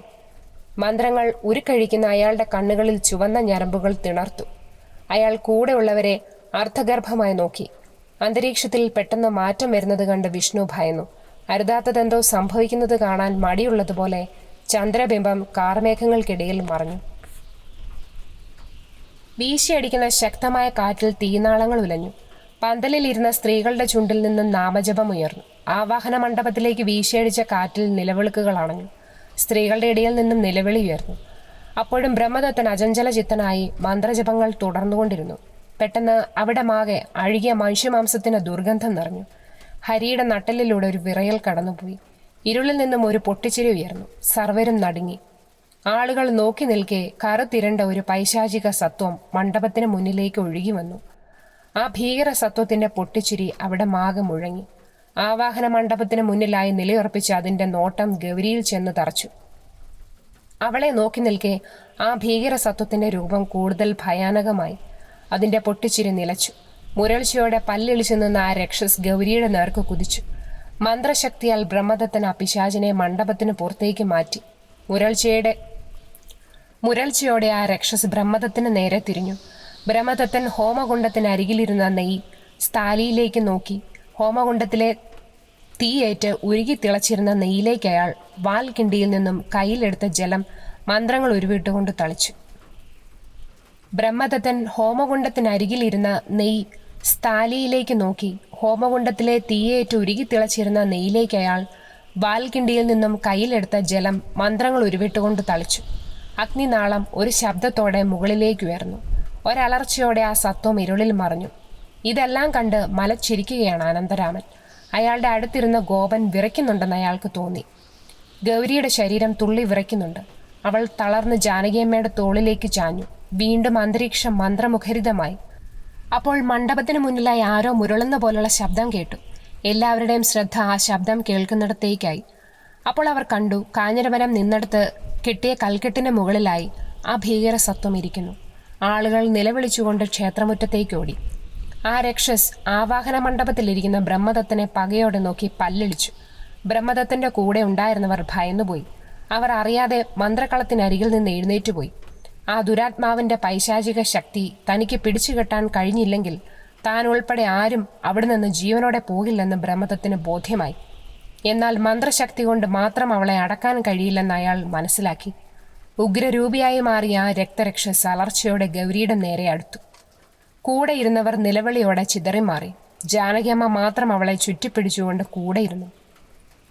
നാവ് നൊട്ടി നുണഞ്ഞുകൊണ്ട് ഗൗരിയുടെ ശരീരത്തിലേക്ക് ആർത്തിയോടെ അടുത്ത് ആ പിശാചിയുടെ മുന്നിലേക്ക് ആദി പെട്ടെന്ന് കയറി നിന്നു. അവന്റെ പിന്നിൽ ഗൗരിയുടെ ആർത്തനാദമുയർന്നു. തന്റെ ഇരയുടെ മുന്നിൽ തടസ്സമായി വന്നു നിന്ന മനുഷ്യരൂപത്തിലേക്ക് നോക്കി ആ പിശാചിനിയുടെ കണ്ണുകളിലെ പൈശാചികത പെട്ടെന്ന് മാറി. അതൊരലർച്ചയോടെ പുറകോട്ട് മാറി. ബ്രഹ്മദത്തന്റെ ഉള്ളിൽ പ്രതീക്ഷയുടെ ചെറുനാമ്പ് മുളച്ചു. അവൾ ആദി ദാമോദരനെ തിരിച്ചറിഞ്ഞിരിക്കുന്നു. അതിനർത്ഥം വാഴപ്പള്ളി ഗംഗാധരൻ്റേത് എന്ന് കരുതുന്നതെന്തും അവൾക്ക് പ്രിയപ്പെട്ടതാണ്. ഇക്കാലത്തിനിപ്പുറവും. സുഭദ്രെ, ബ്രഹ്മദത്തൻ ശാന്തതയോടെ വിളിച്ചു. ഒരു മൂളലോടെ ആ രക്ഷസ് ബ്രഹ്മദത്തനെ നോക്കി. എന്തുകൊണ്ടാണ് നീ അവനെ ഉപദ്രവിക്കാതിരുന്നതെന്ന് എനിക്കറിയാം. അവനെ നീ തിരിച്ചറിഞ്ഞെങ്കിൽ, അവനോട് നിനക്ക് കരുണ തോന്നിയെങ്കിൽ, നിന്റെ കൂടപ്പിറപ്പുകൾ ചെയ്ത പാപത്തിനൊന്നും അറിയാത്ത ഇവളെ നീ എന്തിനു കൊല്ലുന്നു? ഗൗരിയെ ചൂണ്ടിക്കൊണ്ട് ബ്രഹ്മദത്തൻ ചോദിച്ചു. അവളുടെ നിശ്വാസം അവിടെ മാകെ ഉയർന്നു കേൾക്കാം. അതെന്റെ പ്രതികാരമാണ് ബ്രഹ്മദത്ത. അത് ഞാൻ നിറവേറ്റും. അത് തടയാൻ നിന്നെ കൊണ്ടാവില്ല. പൈശാചിക സത്വം പൂണ്ട അവൾ ഒരു കാറ്റുപോലെ മുന്നോട്ടാഞ്ഞു. തന്റെ ഇരയുടെ മുന്നിൽ തടസ്സമായി നിന്ന ആദിയെ അവൾ തട്ടിമാറ്റി. ആ രക്ഷസിന്റെ ഭയാനക ഭാവം കണ്ട് അവിടെ കൂട്ടനിലവിളി ഉയർന്നു. പെട്ടെന്ന് പിന്നിൽ നിന്നും ബ്രഹ്മദത്തൻ അലറി വിളിച്ചു, സുഭദ്രേ! സകലരും നടുങ്ങി. തോളിന് മുകളിലൂടെ പുച്ഛത്തോടെ തിരിഞ്ഞു നോക്കി അവൾ കണ്ടു ബ്രഹ്മദത്തന്റെ കയ്യിൽ നീട്ടിപ്പിടിച്ചിരിക്കുന്ന ഒരു പാലയ്ക്ക മാല. അതിന്റെ കൊളുത്തിലായി തൂങ്ങിയാടുന്ന താലി. അത് കണ്ടതും അവളുടെ കണ്ണുകളിലെ ക്രൗര്യം മാറുന്നത് അയാൾ കണ്ടു. അവളുടെ പൈശാചിക രൂപം സാവധാനം മാറി വരുന്നു. അതിങ്ങ് തന്നേക്കു ബ്രഹ്മദത്ത. 2 കൈകളും അയാൾക്ക് നേരെ നീട്ടിക്കൊണ്ട് അവൾ പറഞ്ഞു. അതൊരാജ്ഞയല്ല, മറിച്ച് തേങ്ങലായിരുന്നെന്ന് ബ്രഹ്മദത്തൻ തിരിച്ചറിഞ്ഞു. തരാം. പകരം സുഭദ്ര എനിക്കെന്തു തരും? അയാൾ ചോദിച്ചു. അതിന് മറുപടി പറയാതെ ആ കണ്ണുകൾ ആ മാലയിൽ തന്നെ തറഞ്ഞു നിൽക്കുന്നത് ബ്രഹ്മദത്തൻ കണ്ടു. അത് ആരണയിച്ചതാണെന്ന തിരിച്ചറിവ് അവളെ ഭൂതകാലത്തിലേക്ക് കൊണ്ടുപോയെന്ന് അയാൾക്ക് തോന്നി. പകരം എന്തു തരും എനിക്ക്? ബ്രഹ്മദത്തന്റെ ശബ്ദം വീണ്ടും ഉയർന്നു. ആ താലിയിൽ ഉടക്കി നിന്ന മിഴികൾ ചലിപ്പിക്കാതെ അവൾ മുരണ്ടു. എന്തു വേണം നിനക്ക്? എനിക്ക് വേണ്ടത് എന്നെ ആശ്രയിച്ചിരിക്കുന്നവരുടെ പ്രാണനാണ് സുഭദ്രേ. പിന്നെ നീ ദുർമരണപ്പെടുത്തിയ നിരപരാധികളുടെ ആത്മാക്കളുടെ മോചനവും. അത് സാധ്യമാകണമെങ്കിൽ നിന്നിലെ പൈശാചിക ശക്തി ഇല്ലാതാവണം. അതിന് നിന്റെ രൂപം മനസ്സിൽ കണ്ട പോലെ വാങ്ങിയ കർമ്മങ്ങൾ കൊണ്ട് ശുദ്ധി ചെയ്ത ഈ കൽപ്രതിമയിലേക്ക് നീ പ്രവേശിക്കണം. എന്നാൽ നീ ആഗ്രഹിക്കുന്നത് പോലെ നിന്റേത് മാത്രമായി ഈ അമൂല്യനിധി എന്നും നിന്റെ കഴുത്തിലുണ്ടാവും. അത് ഞാൻ ചെയ്യണമെങ്കിൽ നീ എനിക്കൊരു വാക്ക് നൽകണം. പൂർവികർ ചെയ്തു പോയ കർമ്മദോഷങ്ങളുടെ പേരിൽ ഒന്നും അറിയാത്ത നിരപരാധികളുടെ പ്രാണൻ ഇനി നീ എടുക്കില്ലെന്ന്. ഇല്ല എങ്കിൽ ഇത് ഞാൻ ഈ ഹോമകുണ്ഡത്തിലേക്ക് എറിയും. മനസ്സുകൊണ്ട് തീരുമാനിച്ചതുപോലെ അയാൾ പറഞ്ഞു. അത് നശിപ്പിച്ചാൽ ഞാൻ ചവച്ചു തുപ്പുന്ന നിന്റെ ജഡം കണ്ട് കരയാൻ നിന്റെ കുലം പോലും ഞാൻ ഭൂമിയിൽ അവശേഷിപ്പിക്കില്ല ബ്രഹ്മദത്ത. അതൊരലർച്ചയായിരുന്നു. നിന്റെ മുന്നിൽ പരാജയപ്പെട്ട് മടങ്ങുന്നതിലും നല്ലത് ഇതും നശിപ്പിച്ച് നിന്റെ മുന്നിൽ ഇല്ലാതാകുന്നതാണ് സുഭദ്രേ, ബ്രഹ്മദത്തൻ ഉറച്ച ശബ്ദത്തിൽ പറഞ്ഞു. ബ്രഹ്മദത്തന്റെ ഉറച്ച വാക്കുകൾക്ക് മുന്നിൽ ആ ഭീകര സ്വത്വം സാവധാനം രൂപം മാറ്റിവന്ന് സൗന്ദര്യവതിയായ ഒരു യുവതിയായി മാറി. സുഭദ്രയുടെ ആ രൂപമാറ്റം കണ്ട് കാശിനാഥനും സരസ്വതി അമ്മയും നടുങ്ങി. മൺമറഞ്ഞ കാരണവന്മാരുടെ ചിത്രങ്ങൾക്കൊപ്പം തറവാട്ടിലുള്ള അച്ഛൻ്റെ പെങ്ങളുടെ അതേ മുഖം. അപ്പോൾ ഈ നിൽക്കുന്നത് തൻ്റെ ചിറ്റമ്മയാണ്. അച്ഛന് പ്രാണനായിരുന്ന അച്ഛൻ്റെ പൊന്നുപെങ്ങൾ. ഇവരുടെ വിയോഗമാണ് അച്ഛനെ അകാലത്തിൽ തനിക്ക് നഷ്ടപ്പെടാൻ കാരണമായത്. കാശിനാഥൻ്റെ കണ്ണുകൾ അറിയാതെ നിറഞ്ഞു. തൻ്റെ മകനെ നോക്കി നിൽക്കുന്ന സുഭദ്രയുടെ കണ്ണുകളിൽ പകയല്ല, വാത്സല്യമാണെന്ന് സരസ്വതിയമ്മ തിരിച്ചറിഞ്ഞു. സുഭദ്രയുടെ നോട്ടം സാവധാനം സരസ്വതിയിലേക്ക് വന്നു. ആ കണ്ണുകളിൽ നിഴലിക്കുന്ന സ്നേഹം സഹോദരിയുടെ കാര്യം പറയുമ്പോൾ തൻ്റെ ഭർത്താവിൻ്റെ കണ്ണുകളിൽ ഇതിനു മുമ്പ് കണ്ടിട്ടുണ്ടെന്ന് അവൾ ഓർത്തു. അവിടെ മാകെ ഒരു വശ്യ സുഗന്ധം നിറഞ്ഞു. ബ്രഹ്മദത്തൻ തൻ്റെ കയ്യിലിരുന്ന ആ പാലയ്ക്കാമാല ആദരപൂർവ്വം സരസ്വതി അമ്മയുടെ കൈകളിൽ കൊടുത്തു. ഭക്തിയോടെ ആ ശില്പത്തിൽ അത് അണിയിക്കാൻ പറഞ്ഞു. വിറയ്ക്കുന്ന കൈകളോടെ അവരാ മാലയുമായി സുഭദ്രയുടെ മുഖത്തേക്ക് നോക്കി. നീർക്കുമളകൾ നിറഞ്ഞ കാഴ്ചകൾ മങ്ങി. നിറഞ്ഞൊഴുകുന്ന മിഴികളോടെ അവരത് ശില്പത്തിൽ അണിയിച്ചു. ശില്പത്തിന്റെ ശിരസിൽ കണ്ണീർ കണങ്ങൾ വീണു ചിതറി. അന്തരീക്ഷത്തിൽ നിന്ന് സുഭദ്രയുടെ രൂപം എല്ലാവരെയും ഒന്ന് നോക്കി. അവസാനം ആ കണ്ണുകൾ ബ്രഹ്മദത്തനെയും കടന്ന് ഗൗരിയിൽ തറച്ചു. നിറമിഴികളോടെ തൊഴുതു നിന്ന അവളെ നോക്കി മന്ദഹസിച്ചു. ഇതിനു മുമ്പ് തന്നെ നോക്കിയ തീക്കണ്ണുകളല്ല, പകരം നീർമുത്തുകൾ നിറഞ്ഞ മിഴികളാണതെന്ന് ഗൗരിക്ക് തോന്നി. നിമിഷങ്ങൾക്കകം സുഭദ്രയുടെ രൂപം ഒരു പുക പടലമായി അന്തരീക്ഷത്തിൽ അലിഞ്ഞ് ആ വിഗ്രഹത്തിലേക്ക് പ്രവേശിച്ചു. ബ്രഹ്മദത്തന്റെ കണ്ണുകളിൽ 2 നീർക്കുമിളകൾ നിറഞ്ഞു പൊട്ടി.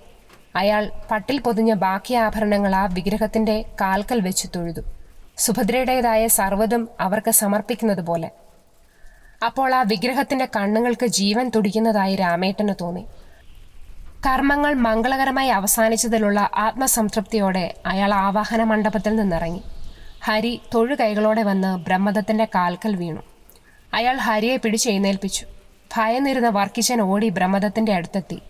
തിരുമേനി, അന്ന് വീട്ടിൽ വന്ന് പറഞ്ഞപ്പോൾ എനിക്ക് ഒന്നും വിശ്വാസമായില്ല. ഇന്നെല്ലാം നേരിൽ കണ്ടപ്പോൾ വിശ്വാസമായി തിരുമേനി, അയാൾ വിറയാർന്ന ശബ്ദത്തിൽ പറഞ്ഞു. ചില കാര്യങ്ങൾ അങ്ങനെയാണ് വർക്കിച്ച. നേരിൽ കണ്ടാലോ അനുഭവത്തിൽ വന്നെങ്കിലോ മാത്രമേ ചിലർ വിശ്വസിക്കൂ. അത് കേട്ട് വർക്കിച്ചന്റെ കൂടെ നിന്ന് ആദി ചിരിച്ചു. ബ്രഹ്മദത്തൻ അവന്റെ ഇരുതോളിലും പിടിച്ചുകൊണ്ട് പറഞ്ഞു, ആദി, എന്റെ അവസാന പ്രതീക്ഷയായിരുന്നു വാഴപ്പള്ളിയിലെ സന്തതി. ഉഗ്രരൂപിയായി വരുന്ന അവളുടെ ക്രോധം പെട്ടെന്ന് ശമിപ്പിക്കാൻ നിന്റെ സാന്നിധ്യം കൊണ്ട് കഴിഞ്ഞു. അതിന് ഞാൻ എങ്ങനെയാണ് നന്ദി പറയേണ്ടതെന്നറിയില്ല. അവൻ ചിരിച്ചുകൊണ്ട് തിരുമേനിയുടെ കൈകൾ കൂട്ടിപ്പിടിച്ചു. തിരുമേനി പറഞ്ഞു തന്ന അറിവ് വെച്ച് അവർ എന്നെ ഒന്നും ചെയ്യില്ലെന്ന ധൈര്യം എനിക്കുണ്ടായിരുന്നു. അങ്ങയുടെ വാക്കുകൾ പോലെ തന്നെ എന്നെ കണ്ടപ്പോൾ ആ മുഖത്ത് വന്ന മാറ്റം ഞാൻ മറക്കില്ല. ബ്രഹ്മദത്തന്റെ അരികിലേക്ക് അനന്തരാമനും ഗോപനും വന്നു. അനന്തരാമന്റെ മുഖത്ത് നോക്കി ചിരിച്ചുകൊണ്ട് ബ്രഹ്മദത്തൻ പറഞ്ഞു, ഞാനന്ന് പറഞ്ഞില്ലേ സാർ, സന്ധ്യയെ കൊന്നത് നിങ്ങൾ ഉദ്ദേശിക്കുന്നത് പോലെ ആരുമല്ലെന്ന്. അപ്പോൾ നിങ്ങൾ എന്നെ കളിയാക്കി. നിങ്ങൾ അന്ന് ചോദിച്ച ആ പ്രതിയെ കാണിച്ചു തരാൻ വേണ്ടിയാണ് നിങ്ങളെയും ഇങ്ങോട്ട് വിളിച്ചത്. അനന്തരാമന്റെ മുഖം കുനിഞ്ഞു. അയാൾ മറുപടിയൊന്നും പറഞ്ഞില്ല. അവിടെ കണ്ട കാര്യങ്ങൾ അയാൾക്ക് അപ്പോഴും വിശ്വസിക്കാൻ പറ്റുന്നില്ലായിരുന്നു. അതുവരെ ഒന്നും മിണ്ടാതിരുന്ന ഗോപൻ പറഞ്ഞു, ഞങ്ങൾ ഇറങ്ങിയാണ് തിരുമേനി. അയാളുടെ കണ്ണുകൾ ചുവന്ന് കലങ്ങിയിരുന്നു. അവൻ മണ്ഡപത്തിലിരിക്കുന്ന വിഗ്രഹത്തിലേക്ക് പകയോടെ നോക്കി. അത് കണ്ട ബ്രഹ്മദത്തൻ പറഞ്ഞു, ഇപ്പോൾ അതിലുള്ളത് സന്ധ്യയെ കൊന്ന രക്തദാഹിയായ രക്ഷസല്ല ഗോപ. ഇപ്പോൾ അതിൽ കുടികൊള്ളുന്നത് പൂവത്തിങ്കൽ തറവാട്ടിലെ പഴയ തമ്പുരാട്ടിക്കുട്ടി സുഭദ്രയാണ്. എല്ലാവരോടും സ്നേഹവും കരുണയും ഉണ്ടായിരുന്ന നാട്ടുകാരുടെ പ്രിയങ്കരി. ദുരഭിമാനം മൂത്ത സഹോദരങ്ങളുടെ കുടിലതയ്ക്ക് ജന്മം നൽകിയ പിതാവും കൂട്ടുനിന്നപ്പോൾ സ്വപ്നങ്ങളും ജീവിതവും നഷ്ടപ്പെട്ട ഒരു സാധു പെൺകുട്ടി. സന്ധ്യയുടെ മരണത്തിന് ഉത്തരവാദി നിന്റെ അപ്പൂപ്പൻ കുട്ടപ്പനാണ്.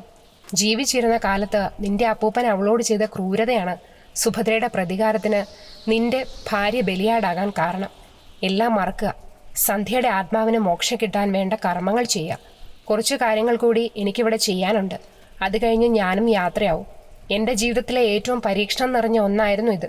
പക്ഷെ സുഭദ്രയുടെ പ്രതികാരത്തിന് വ്യക്തമായ കാരണമുണ്ടായിരുന്നു. പറഞ്ഞുകൊണ്ട് അയാൾ അനന്തരാമനോടൊപ്പം പോത്തുങ്കിലേക്ക് നടന്നു. കൂടെ വർക്കിച്ചനും ആദിയും. നേരം പുലർന്നു. എല്ലാ മുഖങ്ങളിലും സന്തോഷം അലയടിക്കുന്നു. എല്ലാവരും ചടങ്ങുകൾ നടക്കുന്നിടത്തേക്ക് പോയി കഴിഞ്ഞാണ് ഗൗരി ഇറങ്ങിയത്. അവളുടെ കണ്ണുകളിൽ നിന്ന് എപ്പോഴും ഭയം വിട്ട് മാറിയിട്ടില്ലെന്ന് ഹരിക്ക് തോന്നി. ഹരി അവളെയും കൂട്ടി പ്രതിഷ്ഠാകർമ്മം നടക്കുന്നിടത്തേക്ക് ചെന്നു. കാഞ്ഞിരമരം നിന്നെടുത്ത് പണിത കൽത്തറയിൽ പ്രതിഷ്ഠിച്ചിരിക്കുന്ന സുഭദ്രയുടെ വിഗ്രഹം കർമ്മങ്ങൾ പൂർത്തിയാക്കി ആത്മാഭിമാനത്തോടെ ബ്രഹ്മദത്തൻ നിൽക്കുന്നു. അയാളുടെ കണ്ണുകളിൽ എല്ലാം നല്ല രീതിയിൽ അവസാനിപ്പിക്കാൻ പറ്റിയതിന്റെ തിളക്കമുണ്ടായിരുന്നു. ഗൗരിയും ഹരിയും ആൾത്തറയ്ക്ക് മുന്നിലെത്തി വിഗ്രഹത്തിലേക്ക് നോക്കി കൈകൾ കൂപ്പി നിന്നു. ഇന്നലെ ഇവിടെ ഭീതി വിതച്ച പൈശാചിക ശക്തിയാണ് അതിൽ കുടികൊള്ളുന്നതെന്ന് അവർക്ക് തോന്നിയില്ല. അത്രയ്ക്ക് തേജസ് ആ വിഗ്രഹത്തിന്റെ മുഖത്തുണ്ടായിരുന്നു.